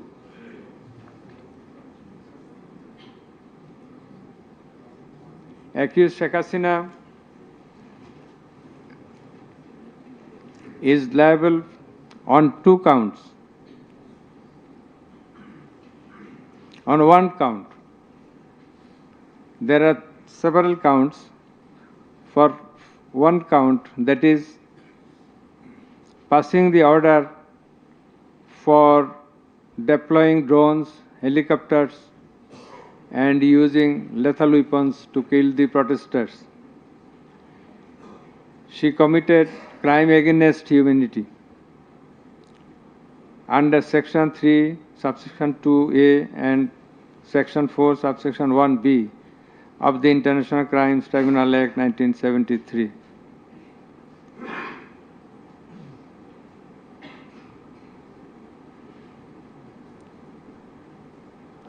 She also committed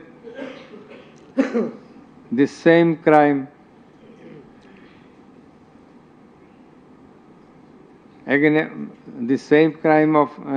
crime against humanity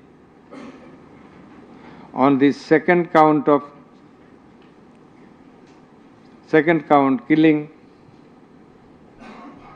6 persons at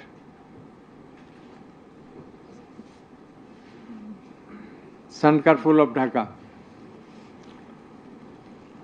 which was committed in contemplation, in furtherance, by virtue of her order, as stated beforehand. And Similarly, she committed the same crime, that is the crime against humanity, on another count for causing the killings at Ashulia of Sabar, killing of 6 persons. For all these 3 counts, we have decided to inflict her with only one sentence, that is sentence of death.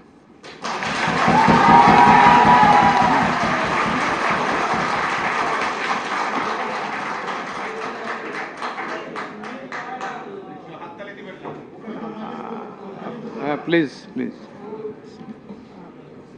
For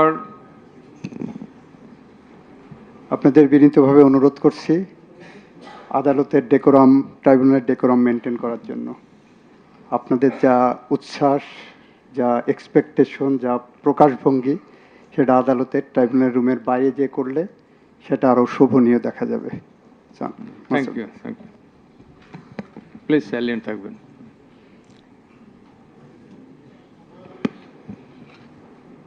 Accused Asadujaman Khan Kamal and accused Chaudhry Abdullah Al Mamun. Accused Asadujaman Khan Kamal is liable for committing crime against humanity for the occurrence of killing 6 persons at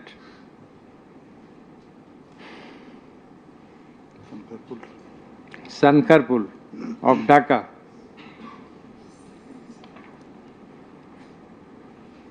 In this occurrence, they are liable for committing crimes against humanity by their abatement and failing to prevent the atrocities, and also to failing to take necessary preventive measures, punitive measures, and thus Asadujaman Khan Kamal is held liable for the commission of crime against humanity under section 32A, 32G, 32H, 41B, 43 of the International Crimes Tribunal Act 1973 for the commission of killing of 6 persons both at Sankarpur and 6 persons at Ashulia of Sabar, and for both the occurrences he committed 4 counts of offences, crime against humanity, 4 times, by his abatement and failure to take necessary actions in Sankarpur, by his abatement and failure to take necessary action at Ashulia. So for all these 4 counts, we have decided to award a single sentence of death to Asadujaman Khan Kamal. As regards Chaudhry Abdullah Al Mamun, as I have elucidated before, he has contributed to the trial of this case by making full and true disclosure of the circumstances within his knowledge. Yet,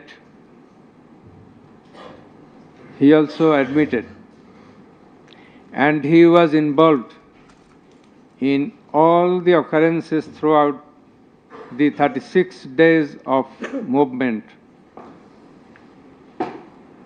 considering both his contributions, his admissions, with the material evidences to the tribunal to arrive at the correct decision, and also in consideration of the gravity of the offense, we are both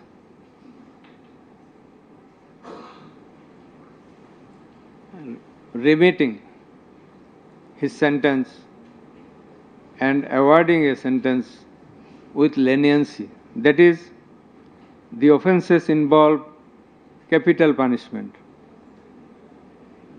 But for his contribution, we have decided to inflict him with the sentence of imprisonment for 5 years.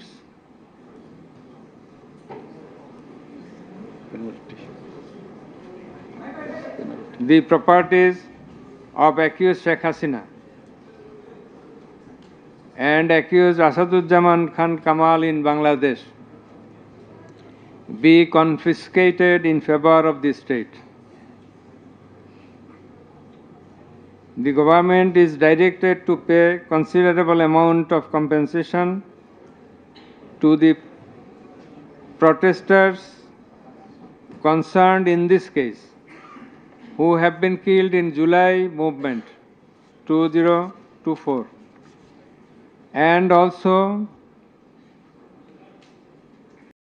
measures to pay adequate compensation to the wounded protesters in consideration of the gravity of their injury and loss.